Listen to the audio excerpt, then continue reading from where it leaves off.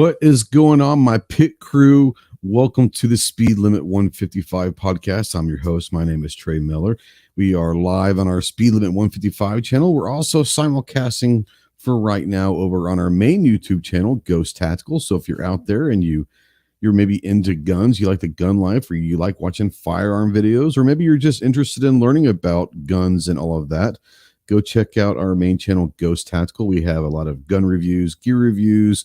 We do a bunch of different podcasts over there as well. And it's a fun time, especially if you're into guns or learning about guns. Come on over and check us out.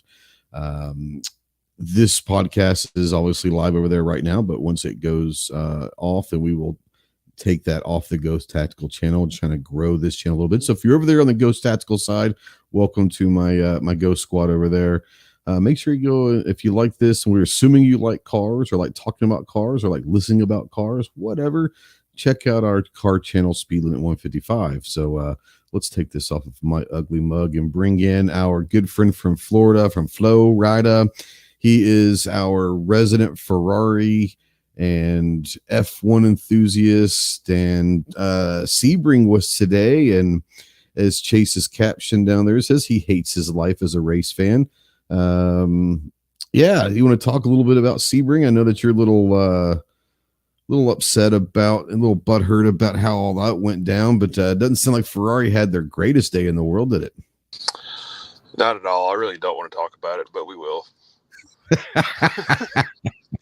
So what people need to understand first and foremost is, if you are a fan of the Prancing Pony in the world of motorsport, there's a lot of rough days. There was a time when Ferrari ruled all, and those days are not necessarily here anymore, you know? No, I mean, especially in the Formula One world. I mean, they were the dominant team for a good chunk of the 2000s. Rule changes, all that stuff happens. Mercedes was the dominant. Red Bull for a while, Mercedes for a while. Now it's kind of up in the air. Red Bull's got the upper hand the last couple seasons now. But the super, super terrible part of this is Ferrari's had so many opportunities to win it all. And terrible strategy calls, more than anything, cost wins, cost championships. And terrible strategy call today. The first time Ferrari has entered the top level of prototype racing as a factory in 50 years. That's why the car was number 50. The second one was number 51. It was terrible strategy call on the first safety car. Literally cost them the race. It allowed Toyota to have better race pace, better fuel mileage, and that was what she wrote. Yep. Now Scott out there says it's called "Who Can Cheat the Most and Get Away with It." Well, that's competition. That's competition on any platform, anything. If you're not pushing the limits of the rules to benefit you and your team, then you're not trying hard enough. I'd just say if you're not cheating, you're not competing. So that's the way it goes. You'll hear it a lot in the F1 world. Anytime something goes Ferrari's way, which has not been a lot in the last several years. Oh, it's the Ferrari International Assistance Corporation, coming to help them again, or whatnot. They've been definite Mercedes fanboys for the last several years. Like, there's been a lot of crap that's gone Mercedes' way. So let me ask you this: I know, as a Ferrari team fan and a Ferrari fan in racing in general, do you think that a lot of the stuff was to get away from one team dominating, or is this, do you think that they were out specifically to get Ferrari because of how they dominated 20 years ago, or why do you think all this stuff has happened? It's not necessarily trying to go after one team or another. Now, the FIA, who is the World Motorsport Authority, basically, the FIA and F1 intentionally put rules in place trying to make it more fair for everybody. Yeah. Because when one team is just winning and winning and winning, and when it gets old, and then viewership suffers and all that, and they know that. I understand that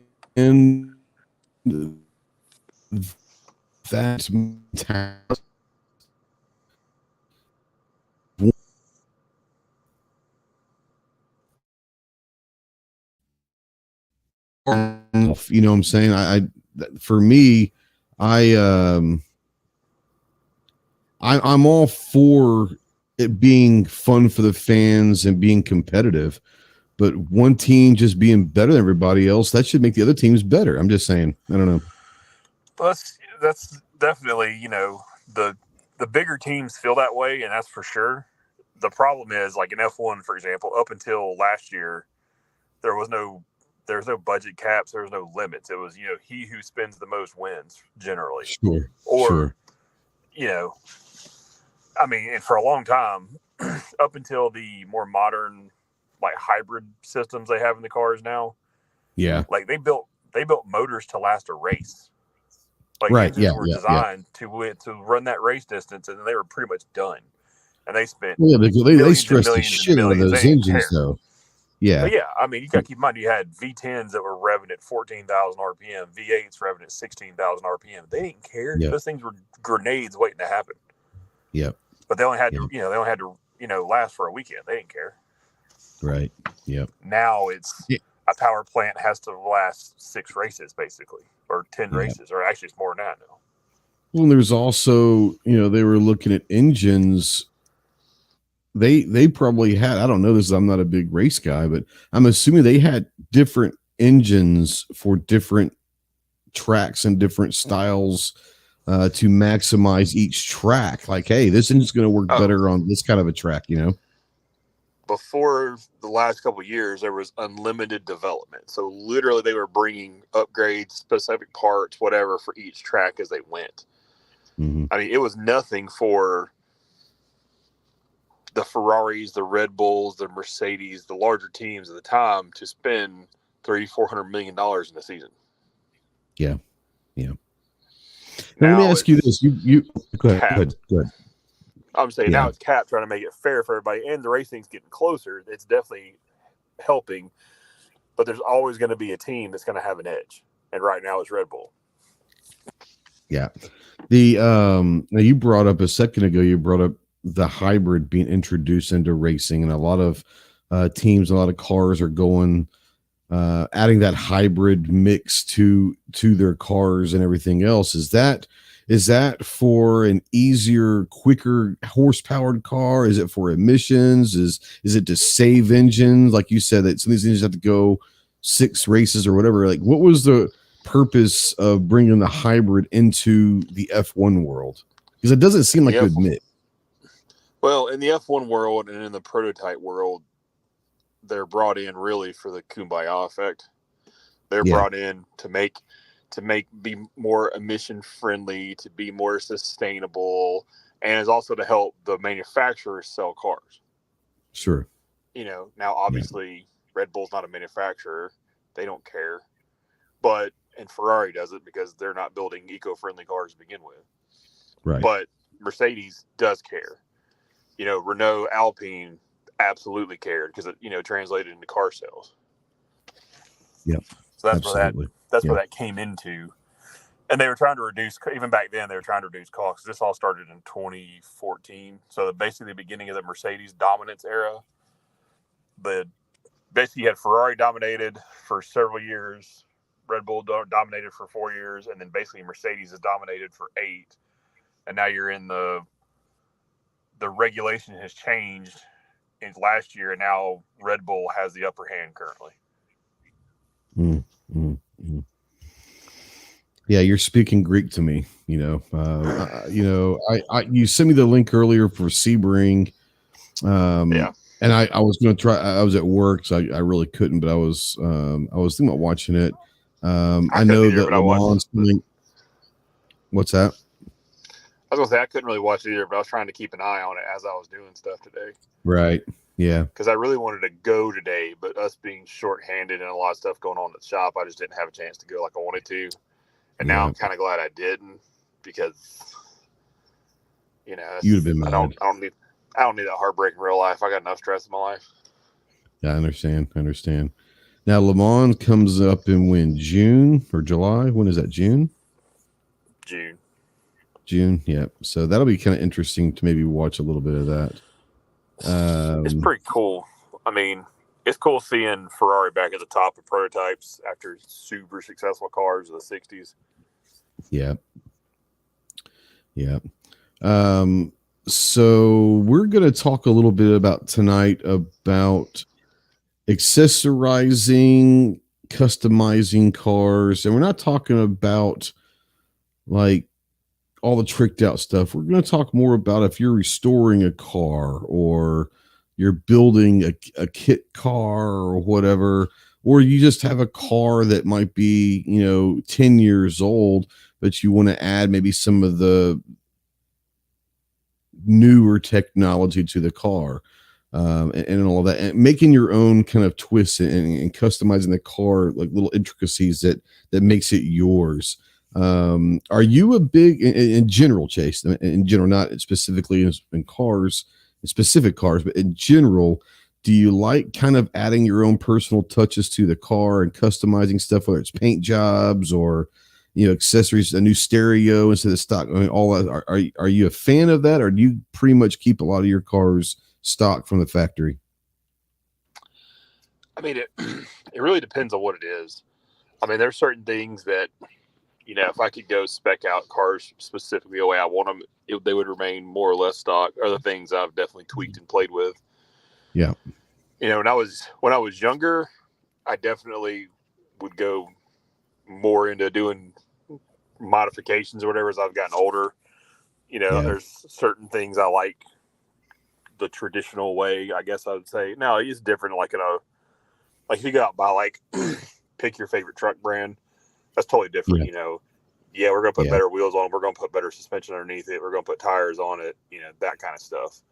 Performance cars is a little different. It just depends on what it is. Yep. Yep. Yeah. I remember, one of the cool things, this is back, early 90s, right? And I had gotten a 65 Mustang a couple years out of my 16th birthday. It ran. I'm not gonna say it didn't run. It did run, but we were gonna, do a paint job and change the interior out and do certain things. And my dad, one of the big Mustang clubs is in Dallas, and that's where actually I grew up and all that. So, they have a big Mustang club there and Mustang club stores and all this stuff. And they have, which is kind of cool. This is the first thing that I remember we bought, is we bought a stereo for that looked exactly like the old original 60, which we had the original, but it looked like the original 65 Mustang stereo. But it was, at the time, I mean, it was digital. It was, it was to the early 90s, late 80s, early 90s, technology, but they still kept the look, which I think it was pretty cool. Trying to keep that original look, but still have it kind of modern technology and all of that. Defense Dad out there says, I've built a lot of cars and trucks. I'm a big fan of using rims and badges off newer versions of the same car and sort of one off the look. Yeah, I mean, I get that.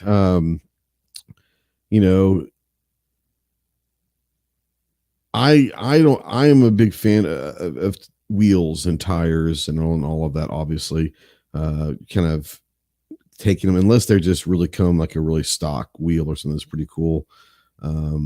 But yeah, I'm all for that stuff. For me, I try to keep most of my cars kind of stock, unless I'm not gonna lie, like, the Hummer and the BMW, neither one of them have like Bluetooth car phones or music or anything like that. So I have installed, or in the process of installing a new 7-inch touchscreen stereo in the BMW. I'm going to have that ready to go here pretty soon, just so I can be able to have my music, my streaming music, have Bluetooth phone calls and all of that, hands-free, whatever, and all that. And then I think eventually I'll probably put a similar kind of radio in the Hummer. But I do like that kind of stuff, the upgrades of the technology and the radio. Unless, I mean, these are cars, like, I buy cars to drive them. And I know there's a lot of people that buy cars for the collection side of things and all that. I get that. I'm 100% for that. That's not me. Like, I want to drive my car. So when I get a car and I want to try to keep it the way it is, I probably wouldn't buy it if I didn't like the way it was, somewhat stock or factory or whatever. Obviously, wheels and tires or something like that. Like you said, suspension and all that. But I like the little technology upgrades. A new stereo that's, if you've got an older car that may not have that stuff, a new stereo kind of goes a long way to make it yours. I found a thing called Carly. Are you familiar with the Carly system, Chase, at all? Have you ever heard of it? I have, yeah. So I got one, and it's pretty amazing for a lot of reasons. One, it'll do a it plugs into your system underneath your steering wheel, where you get all your it'll check all of your diagnostic errors and all that, tell you what they are. For free, it's a free thing. It comes on an app. It hooks up to you, this thing on an app, and it'll do all the diagnostics for you, tell you what different things in layman's terms. Also, not just like, you don't have to be a mechanic and have all these codes and all that to understand what it is. It will give you the codes, but it'll also give you a brief description of what it means in layman's terms, which is great. But then you could mod the car. Something like, for me, is there's a lot of things in every car that the car is able to do, but for some reason the manufacturer doesn't turn them on right away. And we're not talking stuff that's going to cancel warranty. It's something as simple as, like on the BMW, mine did not come from the factory to be able to open and close the convertible top with your key fob. This thing you can go in there, you can just turn it on. And so when you unlock the doors, if you push it, a couple more times, as you're walking out to the car, the top will go down, the windows will roll down. Same thing, you lock it, and if you do a couple things, it'll close the top and roll the windows up and all of that stuff for you. A really cool thing, all sorts of stuff. I mean, and how well on the way your lights work. Like, most cars, if you're running fog lights and you turn your brights on, your fog lights go off. Well, you can mod it to where, your fog lights stay on when your brights are on, and all sorts of cool stuff. And it's nothing that's going to void the warranty. It's just some cool stuff that you can mod your system with electronically. But the cool thing really about it, the most, that I haven't obviously had to use it yet, but if you're going to look to buy a car and it's a used car, you can, it's called what they call a used car check. You plug this into the port and hit used car check, and it'll go through. And what it'll do is it'll go through the electronic system of that car, and it'll tell you if everything looks right, or it'll come back and say, the odometer says 30,000 miles. We see it's got 47,000 miles. Or something like that, or whatever. It'll give you any error codes that pop up. If someone tries to clear the error codes so it doesn't show them when you go there, when it doesn't show on the dash, you pop that in and it'll read any error codes that were there in the last, week or whatever, and kind of give you an idea, which I think is a really cool thing. So the Carly thing, I haven't played with it a whole lot, but so far I kind of like it. And I didn't know if that's something that you've ever, seen people. I'm sure there's other ones, not just called the Carly. There are other things out there that do the same thing, but have you ever played with one of those? They're pretty cool. I haven't played with a Carly specifically, but I've played with like some of the more mechanic grade ones, and just the stuff you can find out, like just literally plugging it into like a an OB port or whatever, is pretty cool. Yep, and that's all you do is you plug it in and you just sync with car. And now when I order the Carly, it'll ask you like, what kind of car are you gonna use it for, and I'll just put like BMW. And so it came with all the BMW mods like already in it, but you can use it for any car. It's not like this one's only for a specific model or make or whatever, or brand or whatever. And especially if you're going to go look for a used car, you just hit that used car thing and it'll kind of go through a diagnostic real quick to kind of give you any, hey, this is a red flag. Like something's going on. Like things aren't adding up in the system versus what it's saying, which I think is a really cool thing. And I think that might bring, I'm not saying that there's dishonesty in used car sales, but this might, not just the Carly, but these type of gadgets might bring a little more honesty to it, because if you're able to check all that stuff, I think that's only going to help people and say, hey, look, you're asking $18,000 because it says this, I'm going to give you 14 because it's really this, or 12 or 10 or whatever. And they're going to have to answer for what's going on. So that's kind of an interesting thing. Yeah. I mean, you look at the used car market now, especially, you got cars that 20 years ago people didn't care about are all of a sudden collector cars now. You look at like our generation, IROC body Camaros. Yeah, absolutely. The people call them, the OBS trucks. Stuff that was like people didn't think anything of, like the 94 to 96 body style or 97 body style, like Mustangs and stuff like that. The last of the 5.0s at the time. Mm-hmm. The 97 and like 03 Camaros are coming in hard now. Or if you can find like a late 80s, early 90s, like Chevy Z71, like at least around here, like those people are going insane on those. Like people are paying more for them now than they were new, Yeah.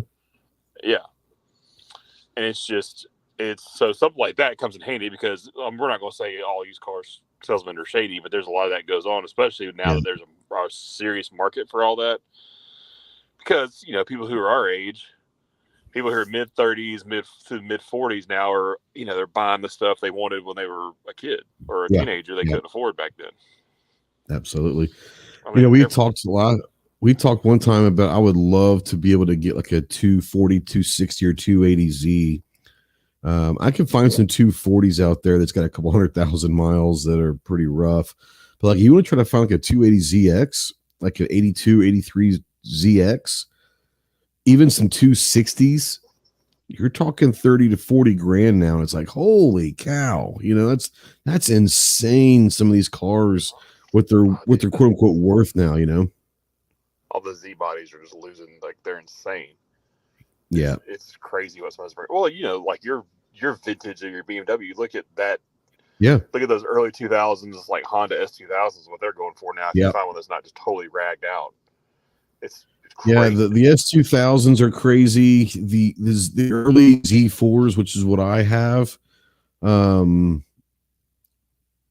these things are, some of them are going for $25,000 to $40,000. They're 03, 04, 05. The original E85 model of the Z4. A lot because of that M54 engine, and that's one of the greatest straight six engines that BMW ever had. So I think a lot of it is that. I think that when the Z4 came out and replaced the Z3, I think people question some of the body designs and the lines in the car. And now it's so funny, 20 years later, like they're exactly what people want these days. They may not have worn them 20 years ago, but now the lines on some of those early 2000 cars, like the S2000s, the late 90s Miata,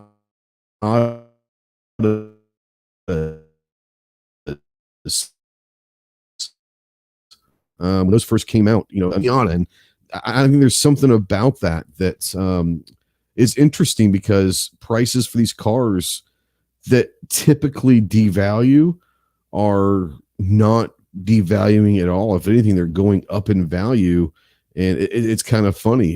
You're talking about that exact thing.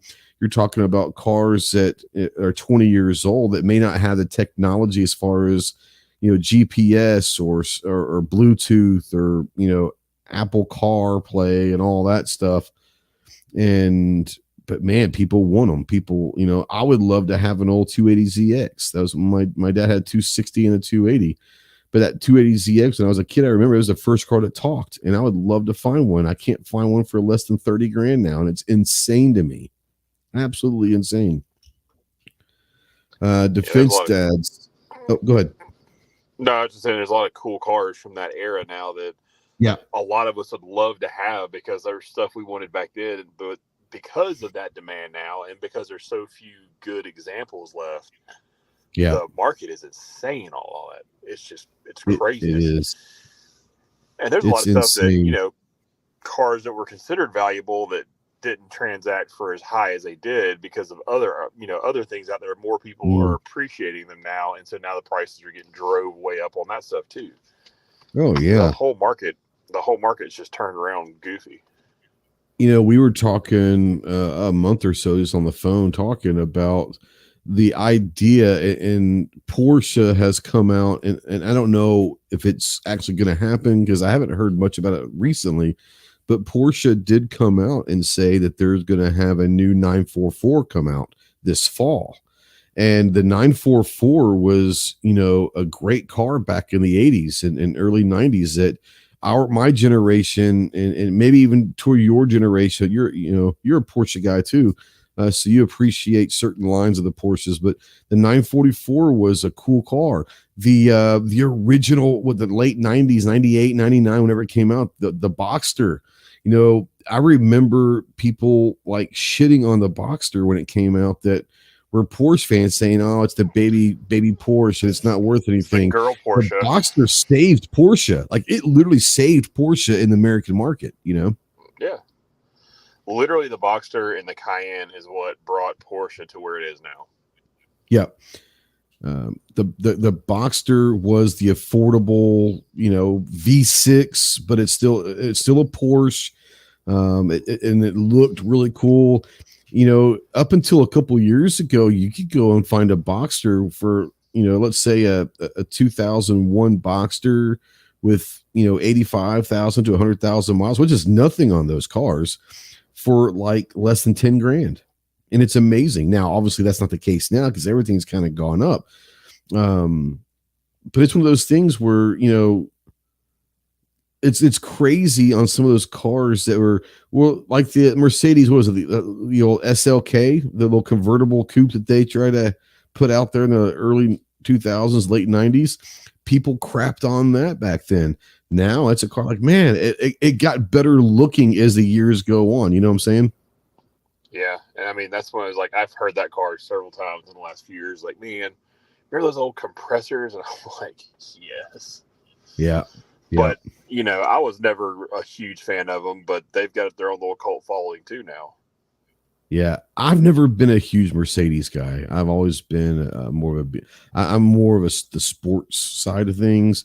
I appreciate what Mercedes are, but I've always been more of a Porsche and BMW guy. I like the sports car side of things. And that's what I love about the BMWs. You can go and get like an M5 or something and have a great engine, but still be somewhat of a family, car type thing, which is a great thing. But yeah, you can.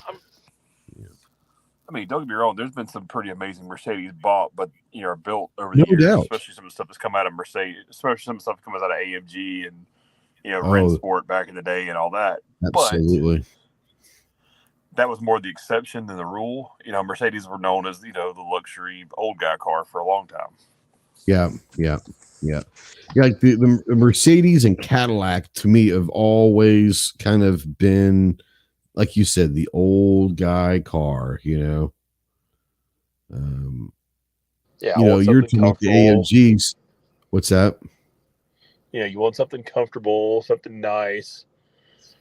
And it's an attention getter, but it's not a flashy attention getter. It's a classy attention getter. Yeah. And you want something that's comfortable to ride.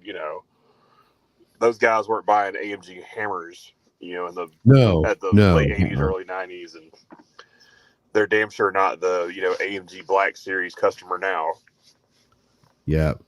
I'll tell you, if I was to get a Mercedes, the only one that I could sit there right now and tell you, yeah, if I could find one for a good price, it's all these things. They're crazy stupid prices now. But the Mercedes, the AMG, like the G series, like the SUV, those G series, man, they're awesome looking to me. But they're stupid expensive, and yeah, but that would be the Mercedes that I'd want, would be good, like a G series, because those AMG G series are pretty, for me. I like the way they look. They remind me of my old Land Rover, and so it's, those G class or G series, whatever they call them, those are pretty sweet to me. I like those. Those are the Mercedes that I'd like to have. Yeah, the old G wagons are pretty cool. New G wagons are still pretty cool, but like the old military G wagons and the old like 300D diesels. Oh yeah, back in the 70s and 80s, those are pretty slick. Those families, 280s, 300s. I will say though, in more recent history, have you seen a C63 AMG, especially the black series from like the early 20 teens, like 2011, 2012 time frame? Somewhere. Yeah. Like, absolutely. I'm not the biggest Mercedes fan, but I would absolutely love to have that era, like a C63 black series. Because who doesn't want a 6.2 liter V8 that's just insane? Well, and someone came with the V12 also. Like there were some models that it was an upgrade, but there was that V12 that was available. When they try to dive into the quote unquote supercar, with it, but the 63, those actually, the front grille, the front end of that car makes that car for me, like as far as the looks. It does. I think just mean looking. It sounds great. Yeah, and especially like the all blacked out version. Yeah, it's pretty sweet. Now they had a I seen one. I don't know how old it was. It looked new, but who knows? And it might have been a wrap, but it was kind of like this gunmetal matte gray. It was smoking hot looking. It was amazing. It was like that dark charcoal, but it was a matte.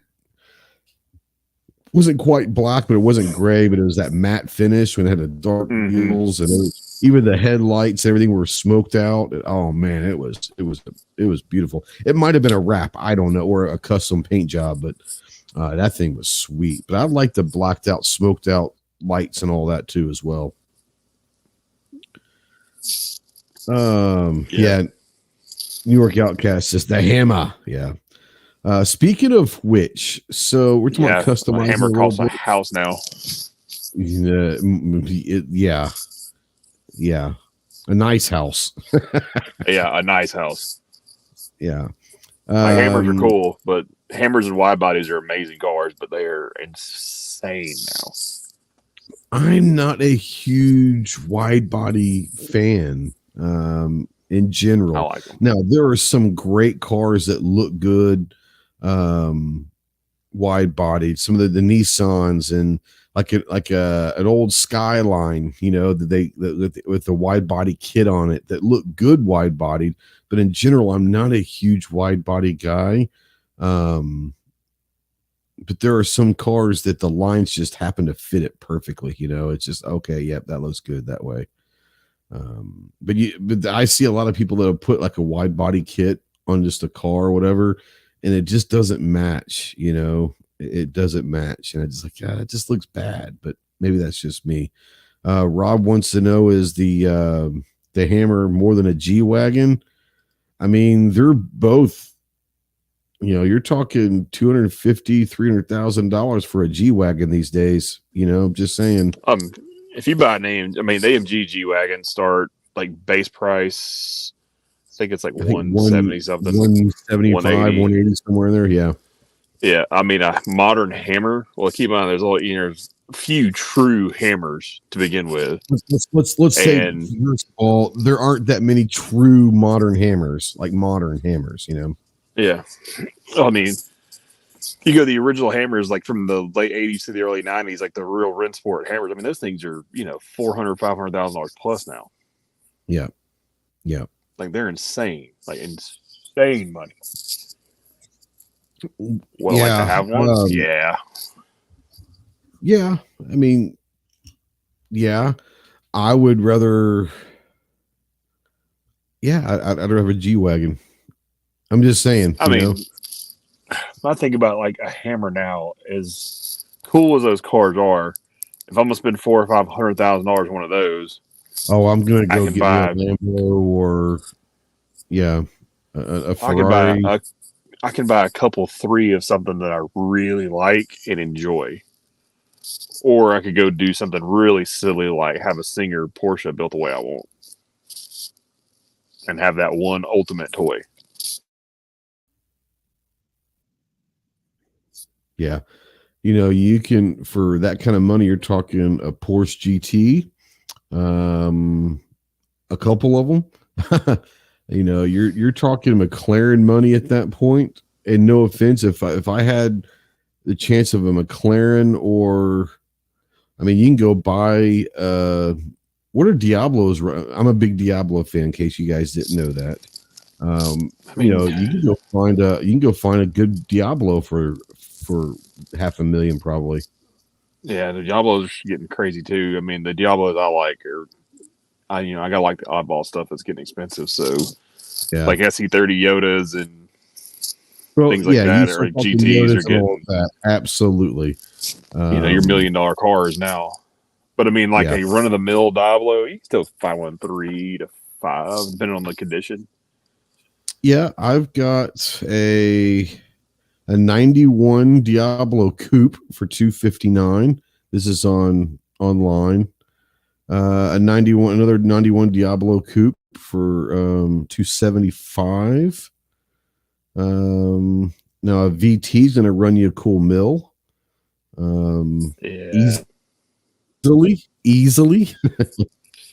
I mean, for $500,000 though, I can legitimately have a Ferrari 430 Scuderia, arguably one of the greatest V8 Ferraris ever made, and I can have a Porsche GT3 RS, and life would pretty well be complete at that point.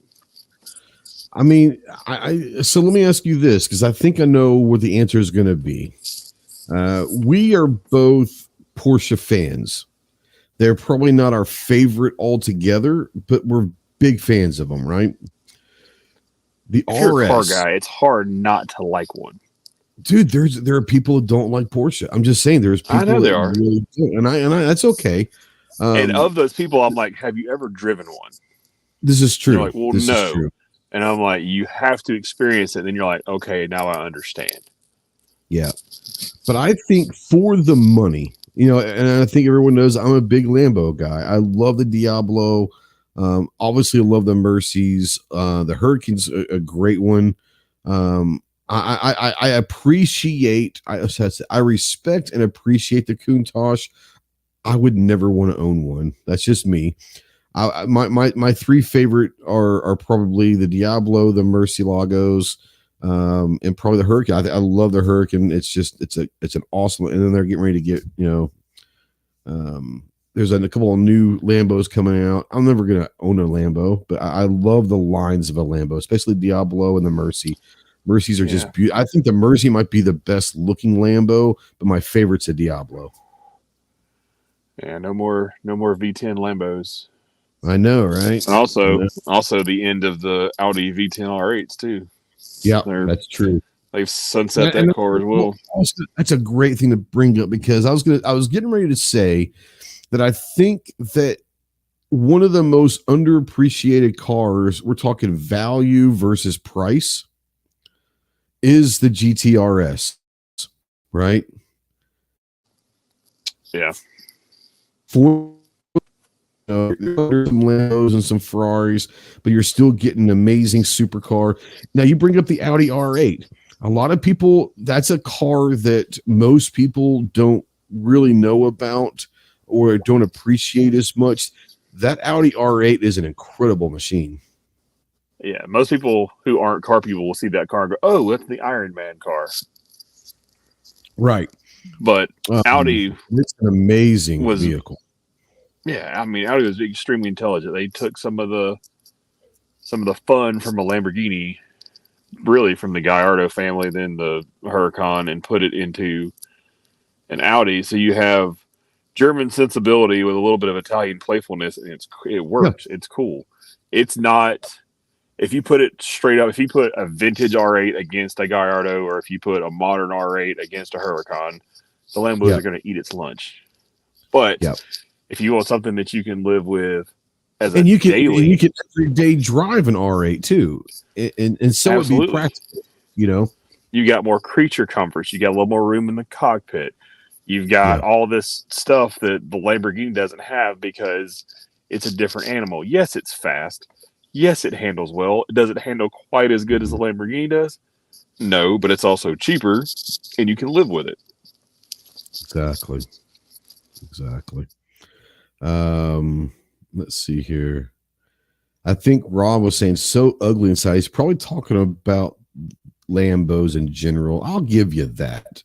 I'll give you that they are historically not the best looking cars on the inside. They're not the most comfortable cars, but they I would weren't argue that designed until the to be Mercy. that everyday driver, you know. Yeah, What's the Mercy really stepped it up. I said I would argue that until the Mercy. 100%. The Mercy really stepped it up. The Gallardos, the early Gallardos, left some stuff to be historically, desired. Lambos aren't that thing, you know. No, but especially now the more modern, like the Huracans, the Aventador, even the Urus SUV, like they have. You get in those vehicles now, and you're like, okay, I'm in a Lamborghini. I'm in something special. Like they've turned it up to 11 inside. If you can get inside of them. Believe it or not, I mean, the new ones have way more room than people think in them. Like it's not as difficult to get in one as they, were. Now, like a Countach, like, yeah, not happening. Can't do it. Right. Let me do this real quick. I'm a 6'3" little dude, so I can definitely just crawl right in a Countach. Don't worry. I mean, here's the thing. Like, I get the fact that these cars aren't the most practical. They're not the easiest to get in and out of. I'm not a big guy, so I don't have that problem necessarily. I will say this. My Z4 is, even for me, it sits so low to the ground that if the top is up, like it's, even for me, it's kind of one of those, I've got to put my ass in and swing my feet in. I mean, it's the way it is, and you have to get used to that. I can't imagine someone being 6'3" fitting in that car. Not because it's a small car. It is a small car, but it rides bigger than it is. But just getting into it is so low to the ground. It's the profile's low. It's you got to do the supercar slouch, man. I mean, it's what it is, and you know what? That's okay for me. I'll take that. I'll take that. Yeah. And I mean, like a modern Porsche is a good example. So we were talking about Porsches a lot. Modern Porsches have a lot more room, especially 911s. Like now, the last several generations, way more room inside than people think they do. But they're a good bit wider and longer than they've ever been. And a lot of that comes from the racing side of things. Well, exactly. I was going to say a lot of that comes from that world. And it's amazing what things can do to influence different designs. And, the not just the Porsche, but the Lambos, the Ferraris that were the quote unquote street cars. They were there to be a drivable quote unquote car of your favorite race teams or whatever. And now it's like they're realizing, you know what? It can still be a really cool, fast sports car, but we can also make this one somewhat easier to drive and more enjoyable for everything, It is what it is.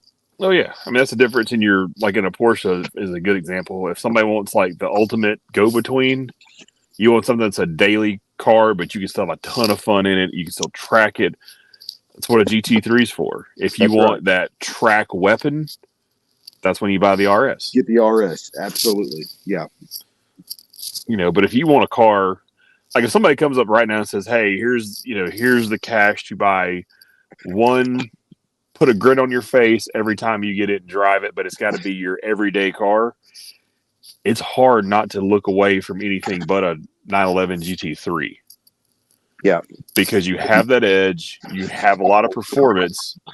It's still naturally aspirated and it sings and it sounds great, but it's a daily drivable, livable car. Exactly. Yeah. Rob says that general maintenance on all of them scares me out. And I get that. Really and truly though, modern, like especially Porsches aren't that terrible. Like really and truly, the maintenance you're going to have on a Japanese import car is really not much different than you're going to have on a German import car. I mean, I live with a German car every day. I live with two of them every day. it's not as scary as people think anymore. Yeah. I mean, the Nissan I have is my old Nissan truck costs just as much to service as this does. Yeah.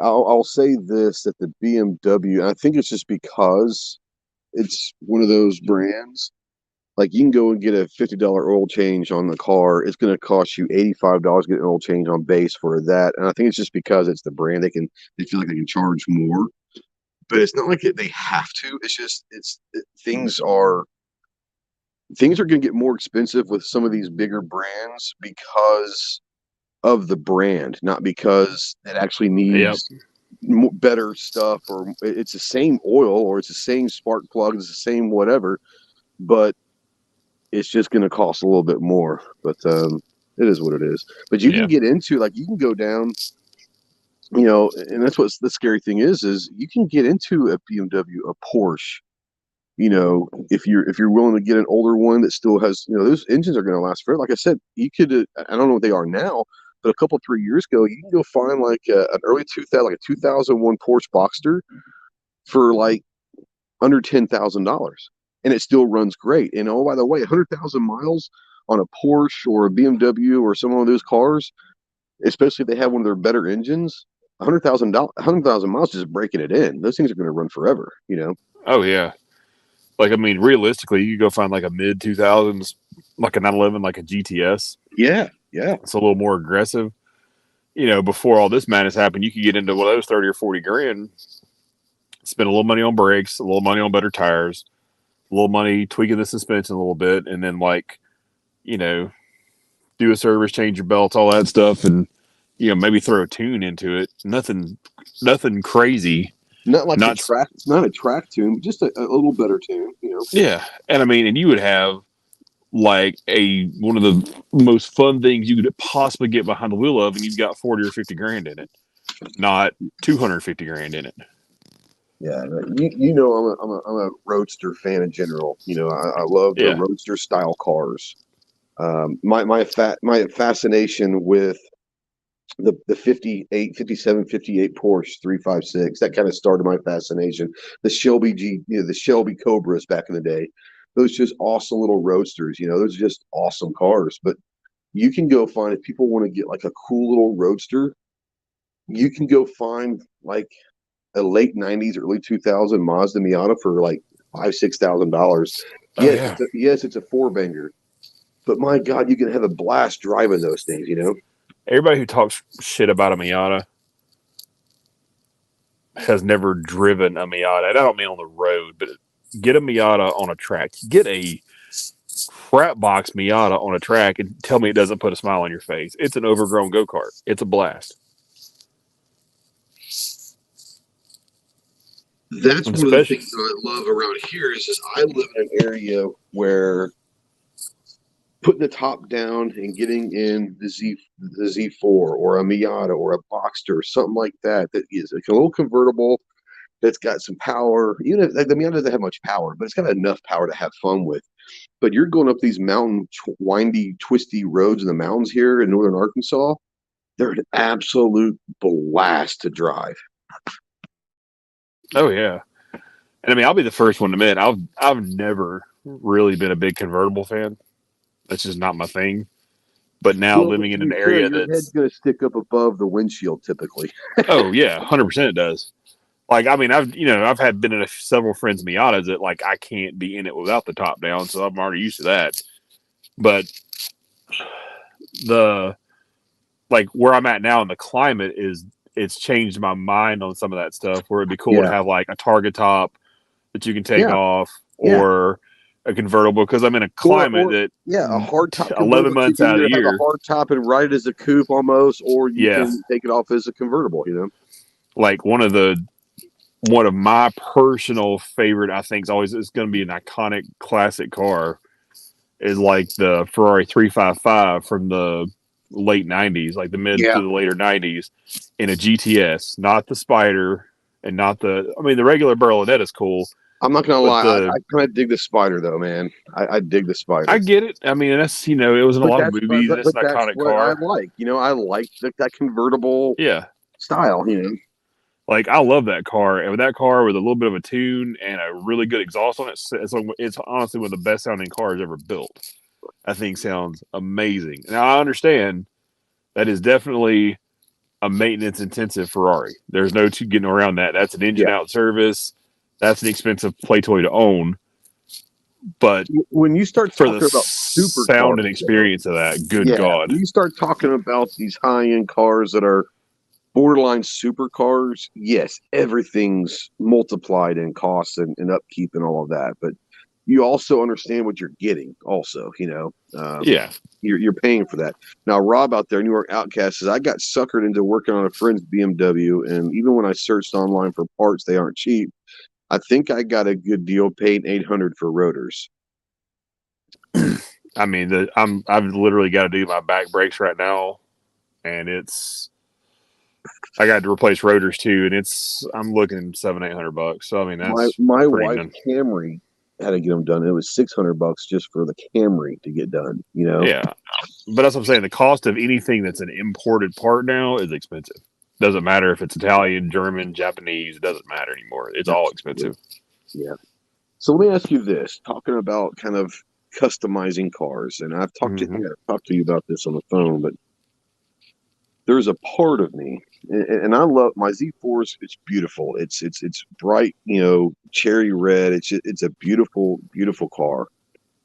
But the problem with that car is it sits so low to the ground, it's susceptible to paint chips. Now, there was obviously a few paint chips here and there when I got it. And obviously, I drive it more than my buddy did. And so there's getting a couple more. And it's not bad, but there's definitely some noticeable paint chips and all that. I've thought about wrapping it instead of getting a new paint job because I love the original paint job, but I think wrapping it might be better. Where do you come down on? Well, I think wraps are cool. I'm totally cool with wraps because I mean you have your original underneath it and it's protected, so whatever. And like for yours, if your paint's all right other than a few spots, I was like, go have a paint correction done and then PPF it and ceramic coat it, do both. You're great. You're golden. Yeah.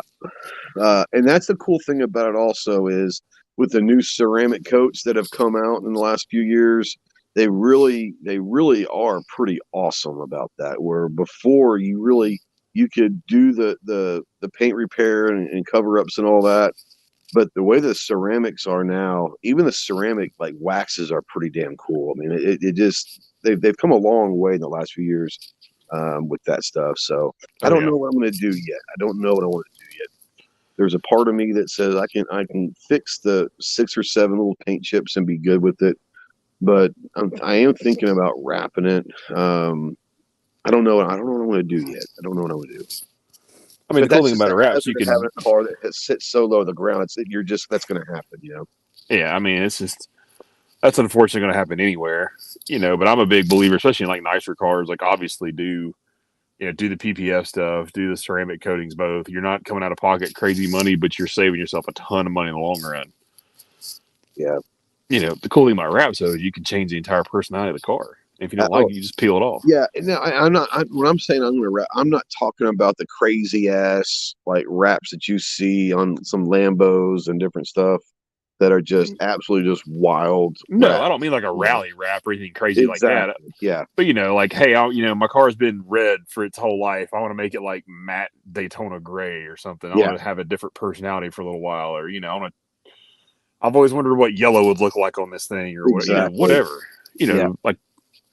It's a normal color. It's just a wrap. Yeah, and you can always take it off if you want to. Yeah, that's the cool thing about wraps. You can change your mind, change your colors, whatever you want to do with it. I'm totally cool with that. Yeah, I had a customer years ago that had the most obnoxious wrap you'd ever seen. Oh yeah, she had an XKR Jaguar, and she owned a company called Rent and Roll. So she literally rented the rims out to everybody who wanted the big, ridiculous rims. But that thing was chrome wrapped. So the wrap was metallic chrome, the whole car. I'm not going to lie. I've seen a couple chrome wrapped cars, and it's pretty amazing. I'm not going to lie. Yeah. I wouldn't do the chrome wrap, but like I said, I've seen some with it on it, and it does. It looks pretty badass. It's crazy. But the whole problem is the sun hits it and you blind everybody in a 3 square mile radius. And, even she would admit that it was so bad that she couldn't hardly see when she would drive. Yeah. I was like, that's super safe. True. Yeah. So my wife is so happy. She just, so she was over in Okinawa last month seeing her family for a few weeks, and her mom had made way off the subject, but getting into the subject that you and I also like to talk about is food. Her mom made, like, I don't even know what you call it. It's like a little scrubber, like when you're doing your dishes and all that, but it's made out of like lace or synthetic lace looking stuff. And she brought a couple home, and it's amazing. And she doesn't want to use them necessarily because her mom made them, right? And she wants to kind of save them. So she goes online to Amazon and gets this synthetic lace stuff. And she's been sitting here for like the last hour and a half making one. And she just got done making it. So she's so happy. She just got a big old smile on her face, and she showed it to me. And I walked through the living room. She's like, look. And I was like, hey, look at that. So, yeah. Anyways. No, what I'm thinking about with the Beamer is the top part is it's a convertible, so that the top is black, but the top part of the hood of the back, the side of the doors and all that I want it to be like a metallic silver. And then like the bottom part of the door, the bottom part, like by the fog lights and all that, and then the back, like doing it like a midnight blue or a black, like metallic blue or black. It's gonna be like sweet. I tell you another one I've also thought about doing. You should go super 90s on this thing. Like orange crush, orange, like teal and purple, like triangles and swipes and crap on it. Like a trapper keeper. Make your car like a trapper keeper. Oh my God. I tell you one that I saw online. It wasn't a Z4, it was just a car, but they had done it. And it's awesome looking. It's like OD green, but it's a matte OD green. And they did like the yellow pinstripes here and there to like kind of contour the lines. That matte OD green wrap was pretty badass. I'm like, snap. I've seen some of those really muted greens like that. And I keep in mind, I'm a sucker for green. I am too. Like if I've ever. Speaking of which, it's St. Patrick's Day, so happy St. Patrick's Day. Irish there. I'm an Irishman, so. Yep, I am definitely of Irish descent. I'm actually sipping on Green Spot while we talk. Yeah, there you go. But that's 100% me. Like if I ever had, do what I want, silly money. Yeah. Like I'm talking like the Ferrari tailor-made program. Yeah. But you get to choose every little detail and nuance. Mine are going to be green. Yeah. Now, like, are you like a Kelly green or a forest green or an OD There's green? A couple of different greens I like. There's some old, like historic, like 1960s that are kind of a deeper, not British racing green, but kind of a deeper green. I was going to say British racing or what I call Jaguar green, that kind of deep forest green. Yeah, it's a pretty color. Now, if I ever have a Jag like that, if I ever get like a D-type or an E-type, absolutely British racing green. Yeah, absolutely. You got to do it. But there's some pretty cool, green shades that are like in, some. There was some actually like 60s like historic, teams that ran green liveries that were pretty cool. And like I like the Nart blue, the old North American Racing Team blues, and sure, yeah. I want something different. I mean, everybody does red, and I kind of dig the idea of in the color combination. It's not what I would call a Miami Vice flavor, the turquoises and the hot pinks and the yellows, and like there's something cool about those color combinations. I was always you can do those colors and still make it somewhat classy and not make it, look like a weird thing. Yeah. Like I was always like, when it comes to Lambos, especially more modern, like Mercy Gallardo or Ford. Yeah. Verde Ithaca is my thing. Like that, like hurts your head lime green. Like Now, who was it? Was that it with all the black Hoovy or accents. was it Ed or Hoovy that had like the really bright turquoise Mercy? I can't remember if it was Hoovy or if it was Ed I think it Bullion, but was. I think it was Ed, one of the ones they had wrapped. you know, it was rap for sure. Yeah, But I want to say it was. I want to say it's on the car trek. I want to say maybe Ed had like a turquoise, or it might have been Tavares. I'm not sure. And I know Tavares's McLaren is kind of it's not necessarily that bright turquoise, but it's kind of a brighter blue. it's a brighter But blue, and it's got that really cool blue dyed carbon fiber all over it yeah, too, which is real yeah, slick. yeah. But like Like Lambos look good with those bright ass colors. I they mean, do. they just something about that. And to be honest with you, I know people when they think Ferrari, they think red. For me, if I ever own a Ferrari, it's going to be bright yellow. I love the Ferrari yellow. I I just think do it's a like sexy Giallo. color. Yeah, I mean, you gotta keep in mind that was, the Ferrari, the Ferrari logo is yellow for a reason. I mean, a lot of the early Right. Ferraris were yellow; they weren't red. Yeah. Red came about because in The racing series in the Testarossa 50s and probably. It was the 60s. first Well, big. I'm just talking about the first main the car that people remember Ferrari, the Testarossa yeah. and all Well, I that mean, was that red. And then early obviously cars are black Magnum and white PI anyway. was red, and Yeah. But like they got associated with red because at the time, red was the color of the, Italian cars and racing in yeah, the 50s and 60s. yeah. Same as silver was for German Was cars, British was Racing Green Porsche, was for absolutely. Yeah. British, that's where those colors came from. Blue was an American color, Yeah. just, there was, obviously exceptions to the rules and whatnot, but that's where a lot of that came from, and then the association never left. But Yeah. I'll be totally honest, when it comes to a Ferrari, I'm not a Rosa Corsa fan. Oh, really? The traditional, where everybody thinks of as the traditional Ferrari red Rosa Corsa. Yeah. Absolutely not. I like Rosa Scuderia, which is the race team red, which is a brighter, almost an orange tint to it. Yeah. Or some of the other flavors. But red's not my thing when it comes to those. Like, I really like the giallos, the yellows. I like a lot of the silvers, the blacks. I like a lot of that. I'm a big There's fan of something like about a the blue silver Ferraris. car. My dad had a silver 260Z, and his 280ZX was silver with the blue trim and all that. And Yep. obviously, I'm a huge fan of the old 356, and to me, a 356, I think of a 35. I think that silver, that Porsche silver back in the day, and there's something about a silver car that I just love. Yeah, I've never been a fan of like the traditional guards red Porsche. It's just like, Yeah. it's not my thing. If I was going to do a Porsche, I would go probably black, all black. And I tell you, like I've seen a couple of those late 80s, early 90s Carreras that were like really famous back in the day, those late 80s Carreras that were all white. I'm not a white car fan typically, but some of those old Carrera, maybe it's just the Carrera lines look good with white or something. I don't know. Yeah, certain cars can pull white off pretty well, and it's just got to Yeah. they got to be really well done.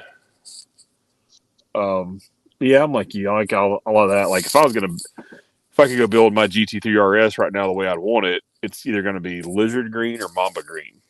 Yeah. With my close second would be, I forget the exact shade, but it's that crazy orange that was on the last generation GT3 RS with all the black accent. But I mean, it's going to be that color, and everything else is going to be murdered out. I don't want a speck of chrome anywhere. Yeah. I've got a buddy who here locally, and I'm going to be doing a video on it. He's got a Shelby Cobra kit car. He spent well over 100 grand on it, which is crazy to think on a kit car, but I mean, it's pretty damn perfect. And he had taken an old Corvette engine and put it in there for the engine, and I think it's just amazing. But it's that. And I'm not a big royal blue, and it's not necessarily a royal blue. It's a little bit darker than a royal blue, but it's not navy. But it's that metallic blue, and it's got the two white, Shelby racing stripes down the middle of it. But it's like this beautiful, just a little bit darker than a royal blue. It's metallic, and it's just absolutely gorgeous. It's not navy blue. I really don't know how to explain it. It's just like a dark royal blue, and it's just absolutely gorgeous. I'm not a big like royal blue fan, but that on that car, maybe with those lines, it just looks amazing. That's that old North American Racing Team blue. Those colors. That color's amazing. Yeah, it is a really, and you put that same color on something else, and it probably doesn't go good. It's got to be on. It's got to be you on put something that really even on cool. a Camaro or something, it doesn't look No, good. it's made. That color's got to be on something like a Shelby. It's historic, or that color was on a lot of like vintage, like classic Ferrari race cars and things like that. Yeah. That were like the American teams that ran Ferraris. That was a real popular color. Yeah. Like especially in the '60s, and that color is gorgeous, but it has to be on a car with certain lines to really make it stand out. Like you go put that on a Stingray or even like a '69 Camaro, which are great cars, great lines. I still don't think that looks good on that car. Maybe the Stingray, because the Stingray does have specific lines. I think it could, but man, on that Shelby, that kit car, it is just beautiful, just beautiful. And obviously, he gets hit up every year for like the prom, the parade for the prom and all that, and people wanting to sit on the back of that one and all that. But yeah, it's one of my favorite. Like I said, it's a kit car, but he did it right. He spent well over $100,000 on it, and it's beautiful. Like he's got a bunch of cars that are just he's got a ton of cars he just messes around with. And I asked him one time, I was like, "Is there any of the cars that's like you will never sell?" He's like, "Yeah, oh yeah, the Shelby, I'll never sell that. Like that'll go to my kids, and if they want to sell it, they can, but I'll never sell it." And this guy spent 5 years in that car, and obviously a lot of money on it, and it's probably worth $250,000 right now. That old, when I say the Corvette, I'm not talking like a modern Corvette. I think it was out of a one of oh crap, what was the old Corvette, the '70s model Corvette engine that everyone seemed to love, like the old C3s, like the Z3s, but they hated the car, but they loved the engine. Like the old 427s, and maybe I think it is a 427, but that's what he put in it, and it's freaking it'll roll, bro. It'll push it. The motors are great. They're geared terrible. Yeah, and I didn't like the design. I'm not a Corvette guy to begin with. The body was that goofy Stingray at the time too. Yeah, it was a strange. It was, I don't know. It just didn't look. It looked weird, Yeah. Really long in the front, but long and skinny, and had like the weird humps on the over. It was a strange design. It was the '70s. They were probably all jacked up on coke or something, Yeah. Well, I mean, people, the vet guys get pissy when you say it, but I mean, the C8's definitely on the right track for the Corvette. Yeah, I don't mind the Corvettes that have come in the last couple of years. They actually look pretty good. Well, Zora understood they needed to be mid-engine way back when to be competitive racing, and that's what he wanted to do, but GM was not having that. As much as I'm not a Corvette guy at all, I could never see myself. Two Corvettes that I would maybe think about: a '69 Stingray, and maybe like a '67 split window. Just because of the historic importance of those. Yeah. But I'm not a Corvette. But I would love to go up to Kentucky and go to the Corvette Museum. I think that'd be kind of a cool place to go. Yeah. I mean, I'm not anti-Corvette, but it's not my favorite either. Yeah. I mean, C8's definitely stepped its game up. I really liked the lines of the C7 before it.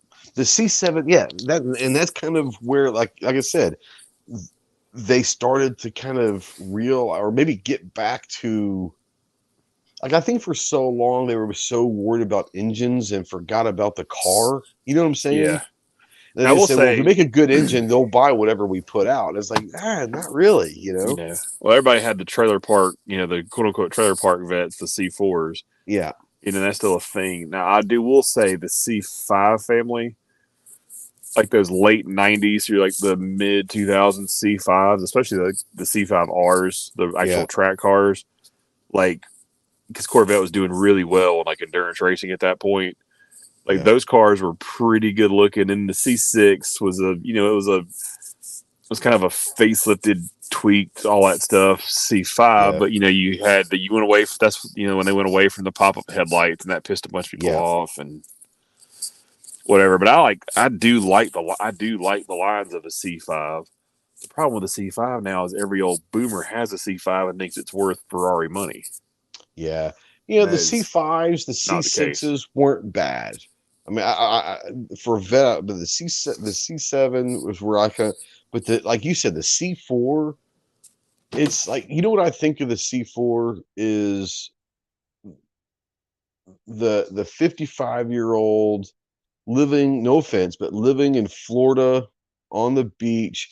He's got the shorts on, the popped collar polo shirt on, like, for me, it's like the most douchebaggy. Like, if you think you've like the biggest douchebag Corvette guy, he's driving a C4. Oh, for sure. Like all the old rednecks drove a C4. Yeah. The Rob Pitt special. The Rob Pitt special. Well, I mean, he's a C4 guy. He is. And I mean, but he owns it, and that's totally fine. But he is that guy, though. Like you said, that's he owns the trailer it. He park is that guy. Yeah. But I mean, yes, living in Florida, I get pretty jaded. You were real around fast him not too long ago, weren't you? Wasn't he in Daytona not too long ago for the 500? He was actually in Melbourne, like where I live. Like, for and you didn't know about it. 500. Yeah, I found out. I'm like down the street from you, man. Like, what the crap? Yeah, that'd have been an interesting experience to go run around with those goobers. Oh my God, who all was he with? He had he had Travis with him, Travis Bell. Oh, of course, yeah. So could you imagine those two together? Oh, you're talking about probably either getting to fights and or jail, one of the two, if not both. I'd like to watch those two goobers together, like at Daytona, just for the giggle factor, because the crap coming out of their mouth is going to be great. Oh yeah, absolutely. Because that's what they were here. It was Bell's like 50th birthday. Oh, was it? Oh, yeah. Well, that's even more crazy. Yeah, I can only imagine. It'd been even better if he had drove the ambulance now. Does he still have the ambulance? I think he does, doesn't he? I haven't heard that he doesn't, but I don't know. I don't know if he drives that or not. I drive it. I mean, I wouldn't drive it every day, but like I would definitely drive it. Well, they're all Kurgers. They never finish anything. No, hell no. But it's still cool. Yeah, he. I know that Bolian found one of the original, I think there were like 11 of the Cannonball cars made. And I know that Bolian found one. I want to say, didn't Pitts find one also somewhere? Yeah, I think so. That was was that the old Audis? It was the old Audi, yeah. But it had like, there was only 11 of them that had like the Cannonball sticker, and it had like, it was like they were numbered. Like 1 through 11 or 1 through 13 or 1 through 12. It was like very, very few of them.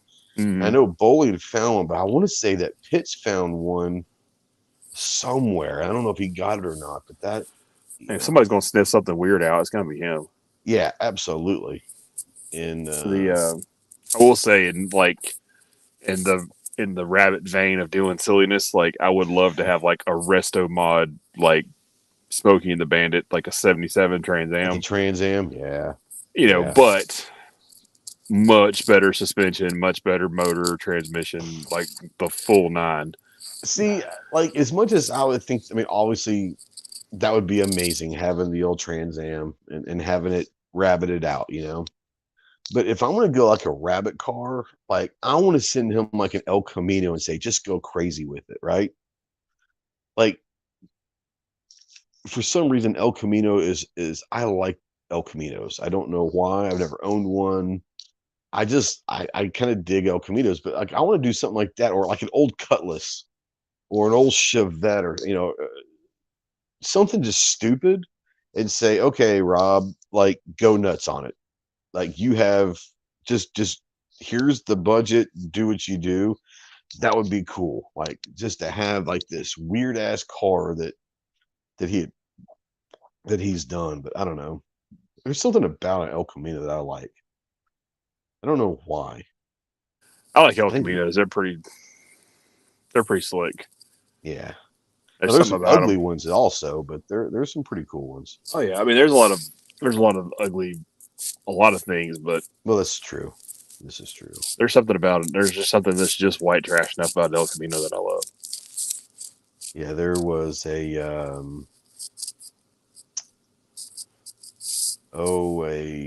GTO. This is probably a couple years. This is before it was before COVID, about maybe like 2019.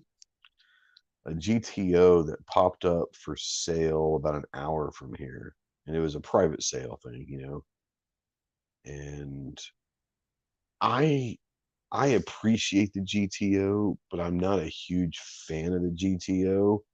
But this one had been probably about 80% restored, and he did it the right way. Like this guy knows what he's doing, and was the guy. He's going to go all over the South to junkyards and try to find original emblems and rechrome them or whatever, like, and try to bring like original parts and all of that and restoring this thing. And it was one of the most. It was one of the most beautiful cars I've ever seen. And I'm not a GTO fan. I mean, I'm not against them, but they're not my favorite car. But this thing The was same for me. amazing. It was amazing. And like I said, there are some cars that, if you do it the right way, can really transform a car. Yeah, it just I never caught the whole judge bug. No, You I know, appreciate the old Dodge Challengers. I appreciate them, but I'm not a big Dodge guy. I'm I not either, but I appreciate what do. they are, but that's a cool car. Like if you do it right, an old Challenger could be freaking amazing if done Oh, right. dude, old Chargers and Challengers, and just in general, like especially Yeah. obviously everybody's gonna talk about a Hemi. Charger, yeah, I'm sorry. Yeah, it's a Charger back then. It's this body style's a Challenger now, but Well, I mean, back there's a then it was a Challenger back Charger. then. There's a Challenger too, Yeah. but the Well, old Dukes of Charger, Hazzard was a Challenger. It was a Charger, right? yeah, a little Yeah, bigger that's the body. one. Yeah, yeah. But I I'd mean, say another car that is ugly as sin, but it's also ugly in a beautiful way, are the old Roadrunners. Like there's just something about the old Roadrunners that are just badass. yeah, Roadrunners are cool. But they're not pretty. Like they're really not. Like the design is not a pretty design. But No, like now they look badass. Like I don't know. I mean, they're definitely that, and then they're just getting like Superbirds are a great example of how just insane Yes. something can get. Yes. But you had Yes. the Roadrunners, and I can't remember what the other that was in that era, like old Dusters and stuff like that too. Yeah. They Do you just like Thunderbirds? Like old Thunderbirds? Do you like T-Birds? I've never been a Thunderbird I fan, never have man. either. I just I can't do never it. have been a big T-Bird fan. And I mean, Once again, I can appreciate what a T-Bird was. I just was never a big fan. no, it's just not my thing. I mean, I get the T-Birds are cool and whatever, but they were never my thing. Now I love like the old 55 to 57 Chevy. Like I'm probably more of a 55 guy than I am the 57. The 57 is obviously the famous one. I'm more of a 55, but that old like mid to late 70s Chevy designs, those were badass designs. They're great classic designs. And Yeah, I see those them were. around here. We got a couple old guys that have restored them, and they're just gorgeous today. Like just gorgeous. Yeah, those are cool cars. All there's a lot of stuff like the '50s era that were just cool anyway. Yeah. Yeah. Do you ever Doesn't watch matter. Gotham Garage at all, or did you ever? I don't know if it's still on. I don't know if it's still on or not. But did you ever watch Gotham Garage? I did not. I mean, I watched a bunch of random shows like that back then, but I never really got into Gotham. Yeah, I never did either. But I remember a couple episodes, and I've watched them recently during the old ice storm when I was just at the house having to binge stuff. But there were a couple old concept cars that that he had found or something that he had done restored over at the Gotham Garage. And yeah, some of those old 50s concept cars are freaking amazing. But concept cars, I like concept cars in general, you know. Oh, dude, there's some really cool concept cars over the years that just it'd been really cool if they got somewhere like the one that would be really cool to do now. Do you remember Yeah. the? Do you remember this was like I don't know, late '90s, I guess, maybe early 2000s. I think it was late '90s. The Ford was it the GT90? It was like super like futuristic looking. You talking about the It looked GT80? no, I think it was a GT. Was it GT90? I I think it remember was, the GT80 that kind of reminded me of, it sounds bad, but it kind of made like of the old Speed Racer car a little bit. Do you remember that one? GT90. GT90. Was a GT90 the one that looked kind of like a Lambo?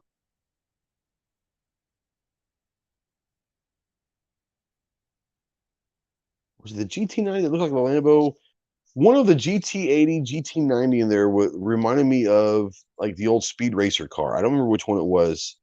And there was one that came either before that or after that that kind of looked like a Lambo. Uh-oh. Chase dropped out. I don't remember. Maybe I have to look that up sometime. I want to say it was a GT80 that looked like the Speed Racer car. Maybe he'll come back. He went through cell hell or something. But yeah, some of the concept cars I really like. We're gonna wait a few minutes to see if he hops back on. And if he doesn't, then we'll get the hell out of here. If he does, we'll talk a little bit. Oh, there he is. Oh, maybe not. Oh, you are here? Oh, there you are. I was like, it There says you I go. am. Yeah, okay. It didn't show me that you were here. I was saying that there was, and I don't remember if it was a GT80 or the GT9. One of them I loved because it reminded me of a Speed Racer car. It looked like Oh Speed yeah, yeah, Racer. yeah, yeah. I know what you're talking about. I don't know what number that was. And That there was was not another the one. There was one that looked like a Lambo, and I'm not sure if that's the GT80 or GT90 GT90. is the one that looked like a Lambo. So you remember Okay, Vectors? okay. Oh yeah, You yeah, remember? So the GT90 looked like a Lambo, and a Vector had like an yeah. illegitimate kid. Absolutely. So that was a 90. Okay, so maybe it was the 80 that looked like the Speed Racer car to me, which is awesome because I love Speed Racer. That was like Oh, my I do favorite like Peter. cartoon Come on, growing up. man. Mach 5. Come on. The Mach 5 is like, yeah. Matter of fact,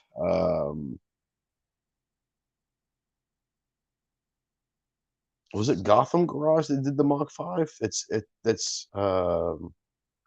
was it them? Who was that? Who did the Mach 5? Crap. I want to say Gotham did.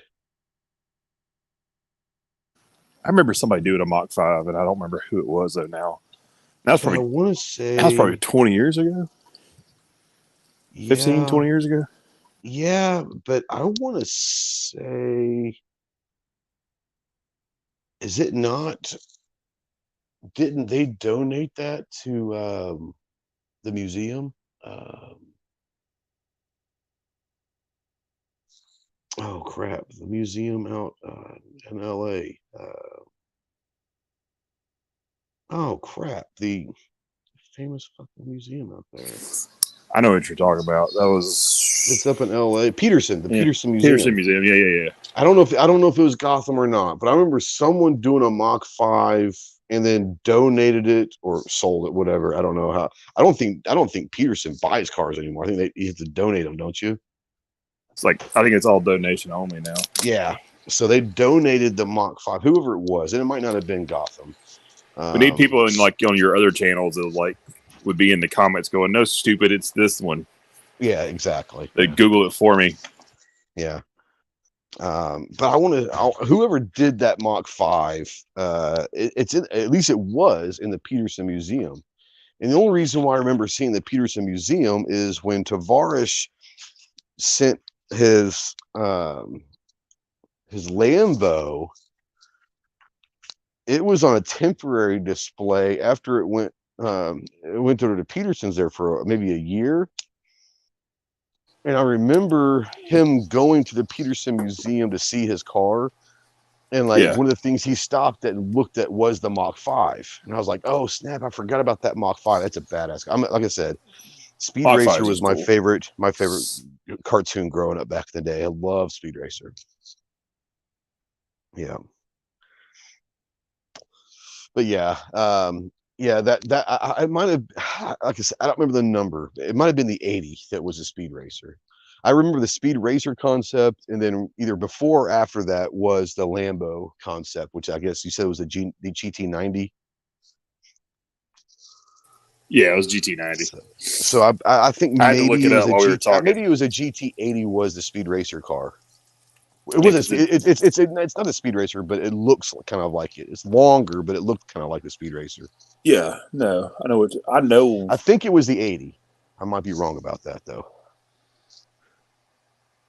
I'm on my phone where I'd look it up. I can't remember. I'd look it up. That's me. I'm on the phone too. I can't.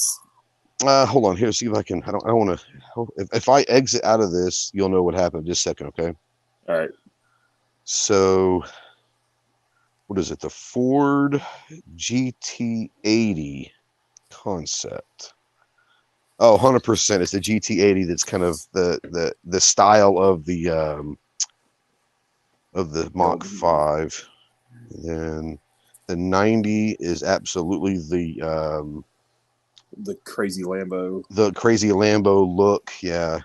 The 40 was a pretty cool one. The GT40 was a pretty cool one. Well, I don't remember it, but it's a pretty cool looking car. It's popped up here on this list. I mean, let's be honest. The actual Ford GT race car from back in the day. Well, the GT's a badass, absolutely. You know, that's just iconic. Period. Dot. And there are people that are trying to build kits for the GT, you know, and I've seen a couple of them, and at least like one of them I saw went with the red, white, and blue color scheme, like the blue with the red trim and the white number, like the old, you know, GT. That's a kind of a cool look, you know. Yeah, some of the heritage throwbacks, I think those are pretty cool. Absolutely.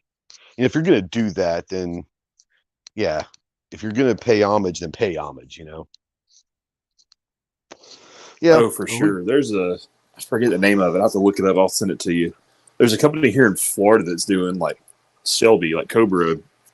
It's like they're starting in like the mid 50s. Yeah. I mean, you can get silly with them fast.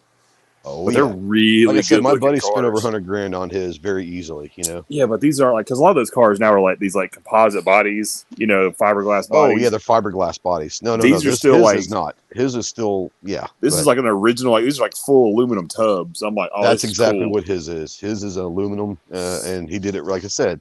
Yeah, he did it right.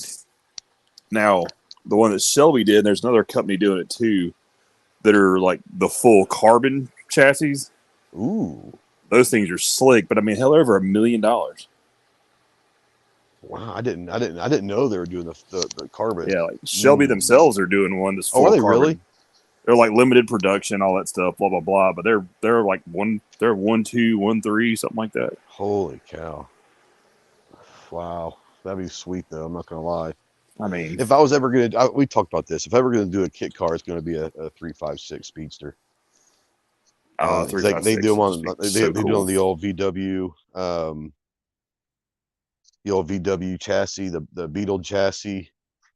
And the best ones, it sounds crazy. I know people are gonna laugh at me. The best ones, they do have the actual Beetle engine because it sounds kind of like the old Speedster engine, you know. But yeah, those Speedster kits are pretty good. You can get them for like 40, 50 grand built, you know. Yeah, you can tell it's getting like decent weather here. Like today, I cruised down around the beach for a little while, like after work. We were just killing some time out, hanging with family. SpaceX shit, didn't you?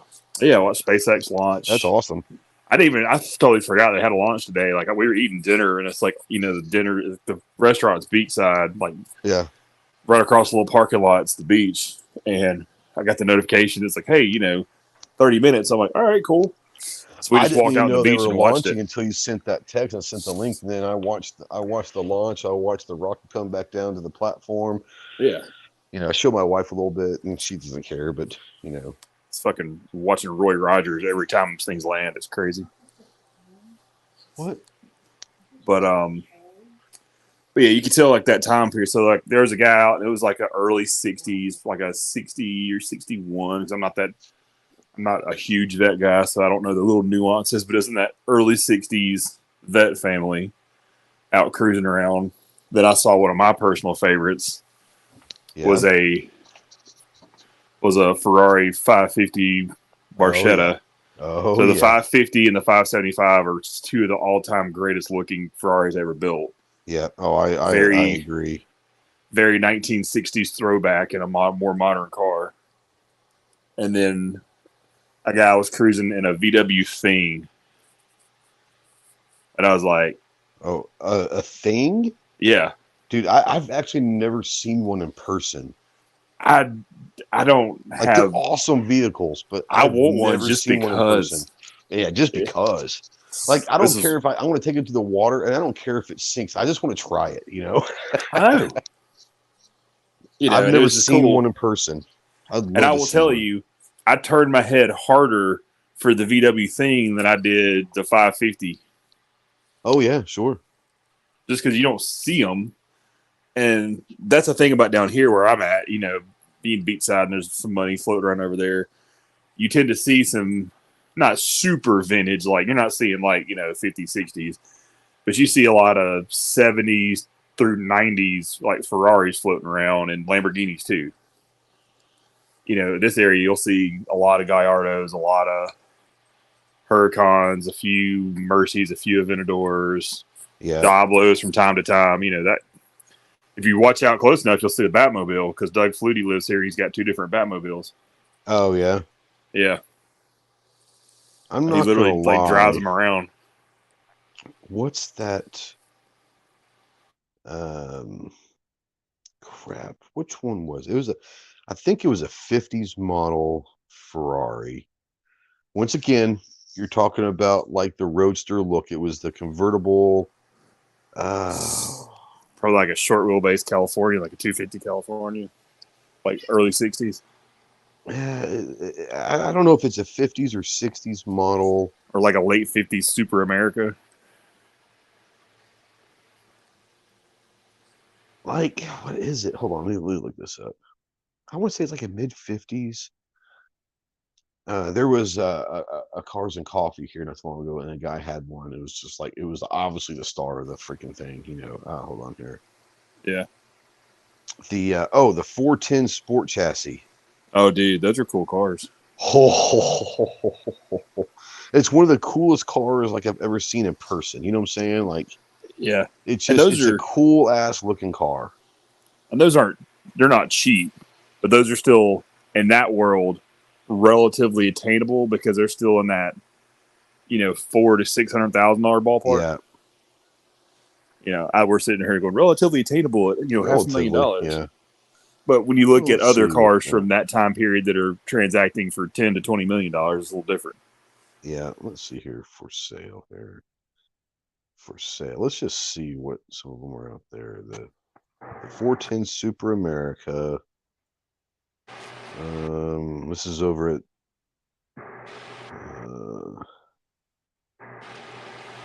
let's see here. Let's go to Haggerty. They've got a 56 410 Super America.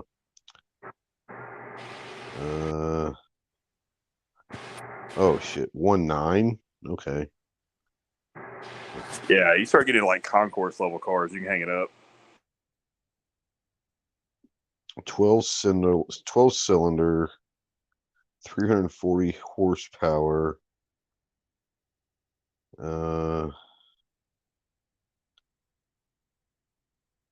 to see. Oh, there was only 11 of that particular model produced. That's why that is a 56 410 Super America with that engine, that configuration. There was literally 11 of them made. And that's what people don't realize. Like, it's not like that era, those cars, and it's a lot of those cars, not just Ferraris, but a lot of these different cars. They weren't all the same model. Like, it wasn't like we think of models now. Like, most of those cars were coach built. They're all, you know. Oh, yeah, absolutely.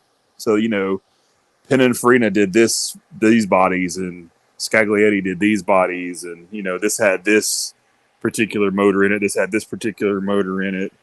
You know, there's 47 examples, but only 3 of this one and 7 of this one. And, you know, there were such a lot of great cars built from like 55 to like 62, 63, to include like the old Aston Martin. I mean, once again, a lot of these cars are cars like the 356 Speedster, you know, the 410 and the Ferrari, the Aston Martin. Like all these cars are like the Roadster that I love. So maybe that's why I'm partial. But that was like the era of the original Roadsters, you know. And oh, dude, yeah. And the there cool were thing so about many that era, awesome ass cars back then. they're fantastic. And the super cool thing about that era to me is it was like you could see the bridge and the gap of like the jet age and the space race, all that stuff happening because you had cars on the edge of like, I got 1 foot in this classic way of doing things and then 1 foot in the modern way. And you saw that overlap because as you got into the later 60s, everything got, you know, much more futuristic looking. It was all space age stuff. Absolutely. Yeah. Because that was what was going on in the world, you know, is the space age and all of that. But yeah, it's just something. Jet travel was becoming a thing and the space race was a thing. And like but there's just something about that mid to late 50s and even like maybe to 62, 63, you know, like prior to the Mustang, right? Like I think when, you know, the Mustang changed a lot of things. But prior to the Mustang, like 55 to 64, 63, 62, there was just even the old Jags, like the old XKs and all of that. Oh, yeah, man. I mean, they're gorgeous to this day. I don't care. Oh, they are, you know, but they were just simple cars that like they look like they were designed and built to just have a blast in, you know, just have fun driving, you know. Yeah. They weren't caring about top speeds. They weren't caring. They were just like, man, just drive this thing. Like they were built for enjoyment. Yeah, they wanted you to drive them and obviously look cool as hell, but they're just like, you know, put the top down and just drive, you know. I love that. You know, I love that about that old stuff. But most people just don't, you know, they don't appreciate that kind of stuff anymore. You know, how many people now, it doesn't really matter what the age group is, but how many people now just get out and go for a drive just to go for a drive? I do, but I love driving. I mean, I do. You know, and like I said, I'm lucky that I live in a place, you know, that I can get a sports car, and you know, I'm here in the mountains and these little windy highways, and just have an absolute blast driving. Absolutely. You got the twisties. I got the weather. You do have the weather. I'll give you that. You know, I mean, that's cool. Year round. You got the year round weather. I've got the weather for about 2 months. You know. Yeah, when it's not cold, it's not, oh my God, hot. Yeah, it's you know, you've got May and October here are just amazing. Yeah. Other than that, it's either way too cold or it's way too hot or it's way too rainy. I will say though, it's pretty cool being able to like literally cruise down A1A. Well, yeah, I mean, there are 2 classic highways. You have there's three. There's 3, in my opinion. I was going to say A1A and Pacific Coast Highway, but I think Route 66 is still pretty cool too. You know, it is, and I mean, it's a forgotten road for the most part now. But I still think I forgot about it until I said that. I thought I said, "Oh wait, there's 3," because I forgot about Route 66. You know, yeah, but you know, I would love to go blast down Pacific Coast. Yeah, I would love to have the opportunity, like on some of the rallies get where they allow them to have a little more spirited runs on it. Yeah. You know, my wife and I a couple different times, not all the way, obviously, and they're really not that far, but we would start like in like Carlsbad or something like that there on there by San Diego and drive, you know, Pacific Coast, you know, Highway 1 or whatever, drive it up, you know, before we would go to like Huntington Beach and all of that. We wouldn't get all the way to LA because fuck that. Yeah, traffic just ruins everything. Yeah, it's just stupid. But there's the thing about like Pacific Coast Highway is it's almost like its own like world, because a lot of these small towns are like artistry towns or artist towns they've created just because people are coming through and driving down Pacific Coast Highway, and like these little bitty towns that never really existed popped up because of the traffic on Pacific Coast Highway. And I'm assuming A1A is kind of like that, where these small little podunk towns have kind of popped up, these bed and breakfasts and all that, because people traveling the A1A, you know? Well, that's, and that's the thing. Like where I live, it's all a bunch of like smaller communities, like towns that all just kind of run into each other. Yeah. I mean, yeah, you go 50 miles inland and there's Orlando. Right. If you want big city, or you go south and you hit Palm Beach and Lauderdale and all that. Yeah. Or you go north and you hit Daytona. But that's what's cool about it is you run down A1A, it's all these little towns and the stuff you see in the sites, and it's not the crap you see on the interstate. Exactly. It's not just miles and miles and miles of boring trees and road. Yeah. Yeah. Like I go home, we go I-10 a lot, and that is the most boring drive on the country. Yeah. No, I hear you. And I guess I appreciate it more because I grew up like in the concrete jungle, if you will, of Dallas. Everything's flat and everything is, Yeah. It's Dallas. I love Dallas, and it's but there's not a whole And it's only lot. blown up since. Oh, no kid. It was huge when I lived there. Now it's just insane. But there's not a whole lot. Like it's not like a pretty area. I'm not gonna lie. It's not a pretty area. You go. And then when I go Dallas, out to California Worth, to Camp Pendleton, you're like, holy shit! Like our apartment was like literally like a mile and a half from the ocean. We only went to the beach a couple times when we were there for a couple of years. But like when you grow up in Dallas and then you move out to like the coast, and it's like, man, it's really pretty, and it's different, man. Really, it's a different life, I mean, that's why I enjoy living where I do, is because it's a different way of life. It's a different mentality. For the most part, everybody's pretty laid back, and it's pretty, Absolutely.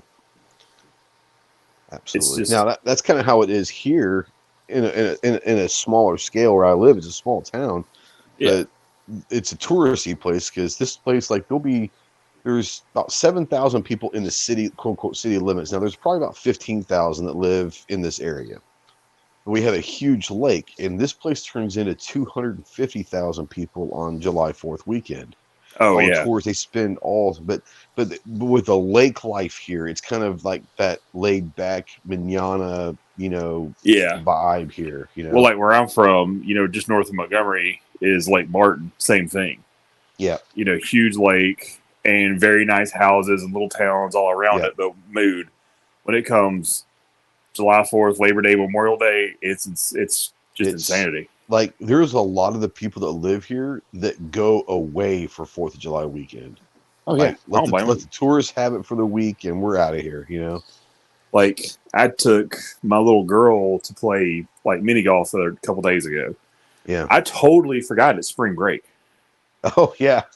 Like, everyone has to Florida for spring break, Yeah, well, we're I'm kind of isolated from that, but, just north of us is, like, close to the shops, Cocoa Beach. Yep. And, obviously more of a touristy area. And I didn't think about it, but I get over the causeway. I'm like, oh, yeah, there they are. Yep. It's spring break. Yep. And they're everywhere. I'm assuming Daytona's still nuts for spring break. Dude, Daytona's crazy. Back in the day. Yeah. You just had bike week. Crazy. Oh, yeah. Bike week just finished at Daytona plus spring break. Yeah. I don't want to go nowhere near Daytona for a while. Right. Yeah. But and then on the Gulf side, Panama City's pretty crazy in that area. Destin and all that. The Redneck Riviera is pretty crazy. It's my old backyard, man. And from Gulf Shores, Orange Beach to PC, this time of year is it's crazy. Now, like Panama City cracked down on that stuff pretty hard a few years ago. Oh, did they? Oh yeah, spring break ain't like it's not what it was. The Club La Vila days are long gone. Oh, okay.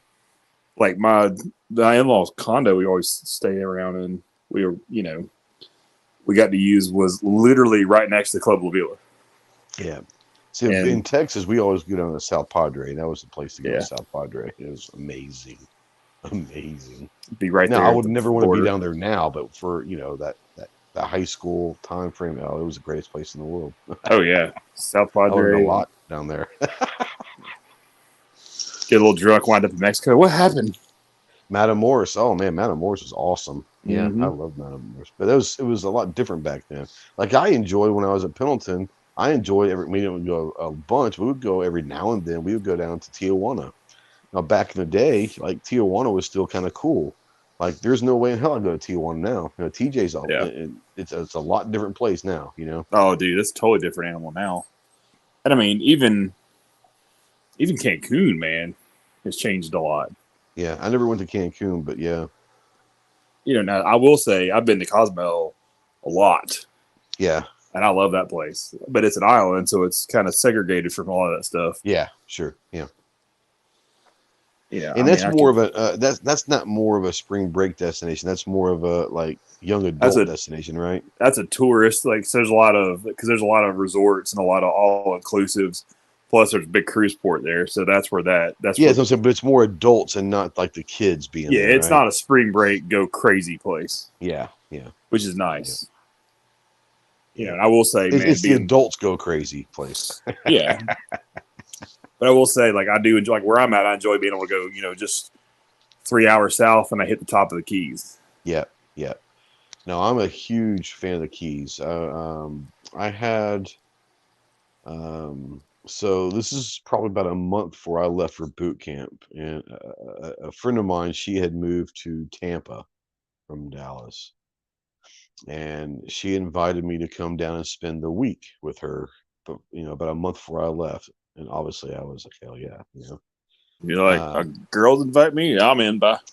Yeah, and friends with benefit type thing. But well, yeah, 100%. Yeah, absolutely. But we went and spent. I flew into Tampa. She picked me up. We spent the night there at her place. Next morning, we got up at like 6 or 7 in the morning, and we drove down to the Keys. And I didn't realize this, but she had another friend of hers come down from New Jersey who was smoking hot. So it was the 3 of us all week. And we literally didn't have like an itinerary or agenda. We literally went from key to key and just found like some random place to sleep that night. And it was a blast, an absolute blast. I feel you. I used to do that crap all the time when I was younger. It was great. I still have Wanderlust. You could find hotel rooms for nothing, you know, back then. Because it wasn't during spring break. It was like just, you know, like just go down to the Keys and we'd find, hey, you got a room? Yeah. How much? $50. Cool. Let's do it. And we would just a little more than that now, but they're still, I mean, if you go, but this is also like in 1993, you know what I'm saying? Yeah. Well, that's what I'm saying. Even now, you go into like some of the off-peak times, it's not that crazy. Yeah. Especially if you don't stay in Key West. If you stay in like Middle Keys or something, it's really not that bad. Yeah. So we stayed at Biscayne, Largo. We never actually stayed at Key West. We went to Key West, but we didn't stay there. I want to say because we couldn't find anything, or we couldn't find anything that was like at all cheap, Yeah, Key West is like cheap in Biscayne and Largo. We spent a lot of time in Biscayne and Largo. Mm-hmm. And I love Biscayne. Those are cool. I really like Marathon Island Mirada, like right there in the middle. Yeah, we stayed one night there. One. And we were literally the only people at this little hotel. It was on the beach. It was old, like an old one. Yeah, literally on the beach, and we were the only people at this place, like the only ones at this hotel. I don't know why. Is it clean? Maybe cool. It was clean enough. I mean, we were like 18, 19 years old. Like, well, that's what I'm saying. Like, there's not a chalk outline and questionable things on the bed. There was no blood on the floor. Then we were good, you know. I mean, I've stayed at some places I would never stay in. Not gonna lie, one bed's just fine, you know. Yeah, that's all we need. That's all we needed. But no, it was blessed, like being the only ones at this place, and they had like, because the hotel, like, I don't know if it was a private beach, but it was like the beach right there in front of it. Like, we had the entire beach to ourselves. There was no one there, and it was amazing. That's what I'm talking about. It was awesome. Yeah, that was the coolest thing. That was the first time, like, was it 7 Mile Bridge or whatever it's called? Yeah. Like, that's crazy, bro. Like, that first experience on that bridge is like so cool. Like, holy cow, this is amazing, right? My wife. You're also worried, like, we make sure we got gas. Like, make sure, you know. I mean, it's not that long, but it seems like you're literally in the middle of nowhere. Like, yeah, there's no turning back. There's no pulling off for gas. You better have it till you get to the islands. That's it. It's pretty awesome. And she had a Jeep. She had a Jeep, and we didn't have the top on and all that. So it was just, we were just cruising in a Jeep, man, and cruising the islands. And it was like it was like the most perfect way before I left for my life changing in boot camp. But like, it was an amazing week. We just had a lot of fun. We got hammered drunk and just had a good time and all that. And it was one of those things where, like, we had no cares. We had no responsibilities. Like, we had a week of basically being bums, island hopping. And I'll never forget that. That was just a fun experience. Yeah. And let's Yeah, be the Keys will 100% always hold a honest. You would special do it place right in- now. 100% I would. In a heartbeat, I'd do it right now. It'd be obviously different, but, because you didn't have the carefree, mentality back then as you did back then. But yeah, like, I mean, I can turn my phone off for a week. Yeah. Oh man. Right. Like, the Keys will always hold a special place in my heart because of that week. But yeah, I'd love to go down there and just me and my wife just go down there and just find some random hotel for the night and, eat shrimp and lobster and steak and not really care if it's any good or not, and just like do nothing. Like you said, turn the phones off. Like, oh man. Yeah. Well, I mean, it's talking like automotive stuff, that's one of the best things about having a car is just, you know what? I feel like going wherever today. I'm going to go. Bye.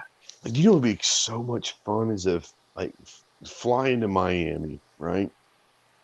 And if I could find like a 356 Speedster or something and rent it and use that to go and cruise the Keys with, wouldn't that just be amazing? Go cruise one south. Huh? Just go cruise one south. Let's go. Yeah, and just go. And dude, fly to Miami. I'll meet you there. We'll go rent something fun and do it. Oh, we'll do it for sure. It would just be so much fun just to do that and just get away and just like to hell with it all, to hell with it all. We did that not too long ago. Not too long ago. Like right after all the COVID stuff started kind of relaxing, hotels started opening back up and all that madness. And the Keys closed down because they didn't want tourists coming down there and infecting everybody down there. And I get it. Like, what do you mean they closed down? Did they close the bridge down? Or they just they shut it. Like, they shut it down. Like Key Largo, they're like, you ain't coming down here if you don't have. It's like they basically, if you didn't have the hurricane re-entry passes, you weren't getting in the Keys. Oh wow! Like the Keys closed themselves off. They're like, no, I didn't because they didn't want people coming down there and then making everybody sick and it just wrecking the industry when they could open back up. Yeah, absolutely. Yeah. It gets everybody sick down there, then that takes them even longer to reopen. Well, it makes sense. I just hadn't heard they had done that. Oh yeah, I mean it still happened like everything else, but that's beside the point. Yeah. Yeah. But so after it, everything started, getting, especially in Florida, everything got normal pretty quick. Yeah. Luckily, we have a governor that does things like that. Same here in Arkansas. It wasn't that bad. We did a long weekend down at the Keys, and it started out like, hey, let's just go down for like let's go down like Key Largo for the day, which turned into like a long weekend. Sure. And I mean, why wouldn't you? If you're there, just fuck it, let's go. Yeah. Well, I mean, I had no intention of going down to Key West, like Island Murata, maybe as far down as I would go. Mm-hmm. And we ended up getting down. We ended up going all the way to Key West and like stayed in Key West for a night, and we got a really nice hotel room for like $100. Really? But it was just me. Yeah, it was just me and my wife. Was it like not during their season? I mean, this is right after all the COVID stuff, so travel wasn't really happening for a lot of other states. That's true, and at this point, they lost so much money. You might as well make it what you can, I think we paid $120 or $140 for this, like, really nice hotel room. Yeah, and I think it was the Gates where we stayed. I think it was the Gates. Anyway, it was a nice place, huge pool. It's just my wife. This is before the baby was born, so it was just me, my wife, and the little girl. Yeah. So she was having a blast running around, seeing all, just doing whatever. But I literally, we started driving down there. I turned my phone off. Absolutely. I didn't touch it. I looked at her. I was like, turn yours off. Please put it on silent. I'll look at it. I was like, I don't want to hear nothing from nobody for a couple of days. Like, let's just enjoy this. Yeah. Largo. So good. What's that one place? My favorite place And I don't even know. It was north of Marathon. Um,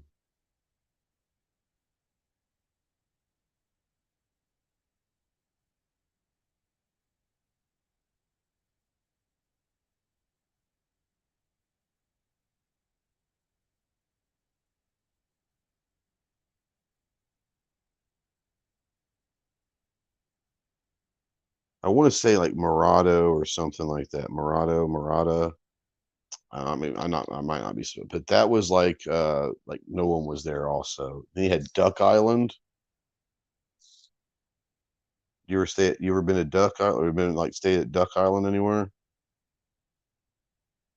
You there? Like it wouldn't unmute. I was like, what the crap? Oh, Yeah. So you're probably what you're talking about. You're probably either like Isla Mirada or like Tavernier, like Isla Plantation. Morada. That's it. Isla Yeah, Morada. That's a cool place. dude, I love Isla Mirada. Like I would live That there was a tomorrow really if I could cool afford it. place. Yeah. And then Duck Island, Duck Key's real cool. Duck Key, whatever it is. Yeah, Duck. Yeah, Just being Duck. it's like Hawks Cay Resorts there, and that's a really cool place. Yeah. If you're Yeah. like big into fishing and Because like we went to Biscayne like the first night, and then drove down to Largo, like I guess down through the tip, through the bridge yeah, and all that to Largo. We stayed at Biscayne. I like Biscayne. It's kind of a cool little place, you know. Biscayne's cool because you're still right there at Miami, and Yeah, but you're you in get Miami. some It's of basically the Miami. Yeah, yeah, yeah. But it's still but, kind of not Miami, you but know. you're away from all the Miami shit. Yeah, yeah, yeah. And so I like Biscayne, but like when we get to Largo, we went south, and the furthest south that we stayed was Marathon, I think. We went down Yeah, to West, but we didn't stay like, you know, it was pretty cool. It was awesome. Like I said, we had a great time. yeah, Had a great time. I love it down there, man. And I would love to do the same. I'd love to just take the wife and just go down there and just like I say, start start at Largo and kind of just stay a night, and then go down to the next one, stay a night, go to the next one, Mm-hmm. stay a night. Maybe end up at Marathon, stay a night, go down to West because I like to take her to go see Buffett's boat. It's always in port there at West usually. Yeah, Go at because just to experience Key West, her experience, but I wouldn't want to stay there, but like stay no more south than Marathon, let's say, but just do yeah, like a different island hop every day and just whatever that island offers, that's what we do that day. Wake up the next morning, drive down to the next one, whatever that island offers, that's what we do that day. yeah. I mean, I love it because I love to fish. So I mean, that's like sportsman heaven down there. Yeah. Yeah. Yeah, you need to go feed the tarpon, man. What's that? You need to go feed the tarpon. Feed the tarpon. Yeah, you hand feed them. Really? Yeah. Where at? I mean, you start around Isla Mirada down. There's all kinds of places you can do it. I Really? mean, you do it. You get off the side of the road. Once again, it's been oh my god, it's been 30 years. I'm thinking about that. It's been 30 years since I was down there. Yeah. Yeah. Well, Largo hasn't And once changed again, we weren't really much. looking to do the tourist stuff. We were just looking to smoke weed, drink, and other things. Yeah. Have fun being teenagers. Exactly. I mean, I Listen to a lot of ska, listen to a lot of reggae, which I know you're into. So like that would be a fun thing. I mean, have you met us? We're overgrown teenagers now. Is all that is. 100%. Yeah, we are. That's true. I think we hit like 21. I'm way overgrown teenagers. I'm about 10 years older than you are. Yeah. I mean, still. But I'm a teenager at heart, if that means anything. Yeah, 100%. I mean, we're you look at teenagers, look at us, like all these old farts. Yeah. Yeah. But yeah, we gotta do that sometime. It'll be fun. I'm down. Just put Clover in the trunk and just get him out in the sun. See what happens.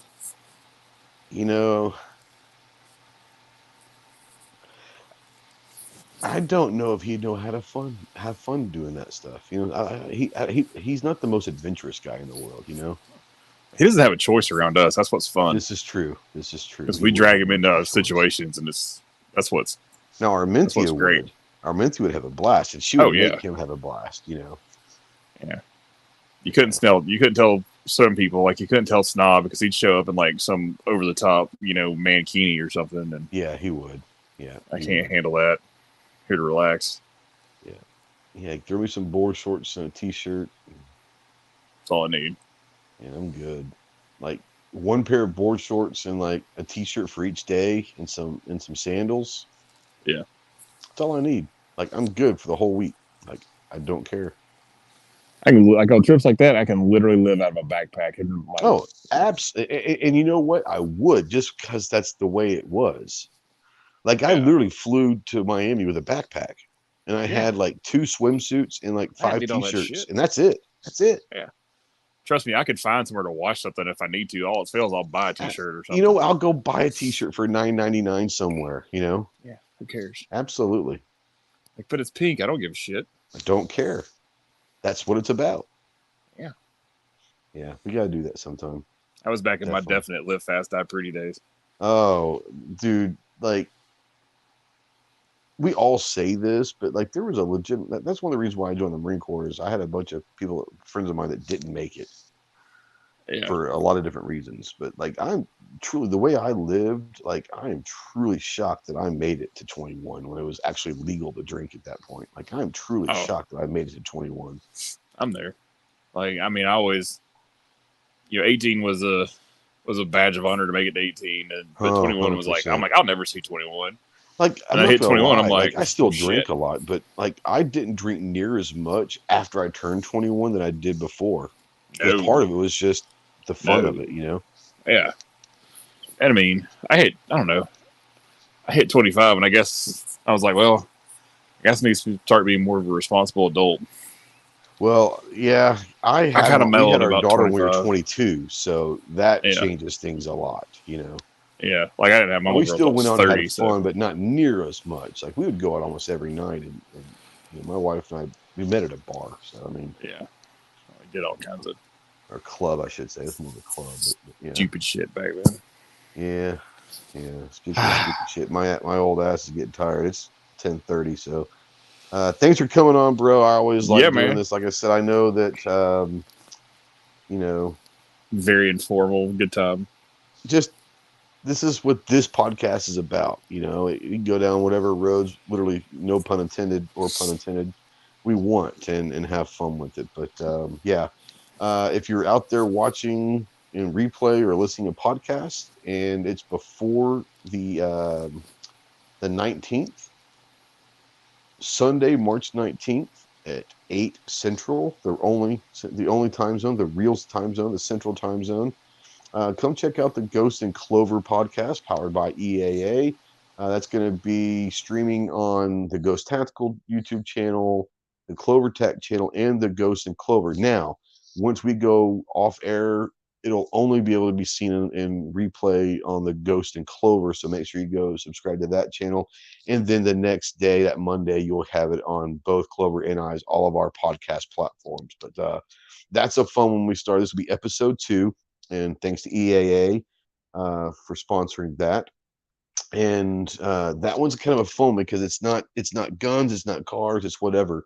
We each bring a topic, and we have 15 minutes to talk about whatever topic. Like mine last time was like favorite band, you know. And I think his was like shoes because he had just gotten his Snoop Dogg Skechers, you know, and so it could be anything. Is we each bring a 15-minute topic, and then the last topic of the conversation is chosen by a audience member. So we randomly draw an audience member that's there in the live chat, and within reason, obviously. But there's only a few things we won't talk about. But we randomly draw a member of the audience, and then they get to tell us what to talk about for the next 10 to 15 minutes.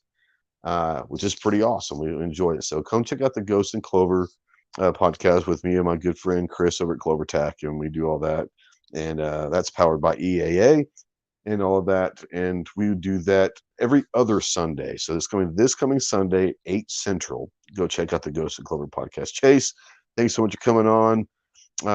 Can't wait to see you up in Indianapolis in a few weeks, I guess. Yeah. Almost a month. It's basically a month exactly, almost.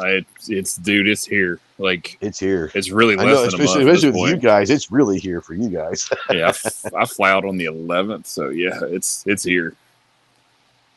I will be getting there the 13th, and we're going to be doing the bullet run So if you're not, I know you'll probably be setting up, but we're going to be meeting at 6 o'clock at Indianapolis Motor Speedway for the finish line of the Bullet Run. So if you can break away, Chase, at 6 p.m. on Thursday, when you probably won't be able to, you'll be stone ass busy. But if you are, come on out there. And if you're out there, you're going to be in Indianapolis the weekend of April 14th, whatever.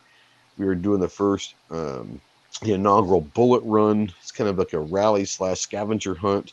And the finish line is going to be at Indianapolis Motor Speedway for the finish line. If you guys are interested in that, get a hold of me through email or whatever. I'll give you more information. But it's going to be a fun little time and all that. But yeah, thanks for coming on, buddy. And we'll see you in a few weeks, bro. Yeah, man. Y'all too. All right, Appreciate we'll it. see you soon. Yeah, thanks for coming on, guys. Thanks for the people that were here earlier. If you're watching this replay or listening to the podcast, thank you so much. Make sure that you subscribe to the YouTube channel, follow all the stuff and all of that. And I had to come up with like a little catchphrase that I always put into all of my stuff, right? So my Ghost Tactical stuff, that's Semper Fi, and my Jarhead podcast is Semper Fi and all that. So I came up with one, and I don't know if it's kind of cheesy and kind of corny, but I don't like ending podcasts on saying, all right, see you later, bye. I don't like doing that. So I came up with a little catchphrase. So tell me what you think about this, Chase. Drive fast or get the hell out of the way. I mean, that's legitimately my motto, so I'm in. So we're going to start using that one. All right. So guys, thank you so much for watching and listening. We'll see you soon. Remember, drive fast or get the hell out of the way.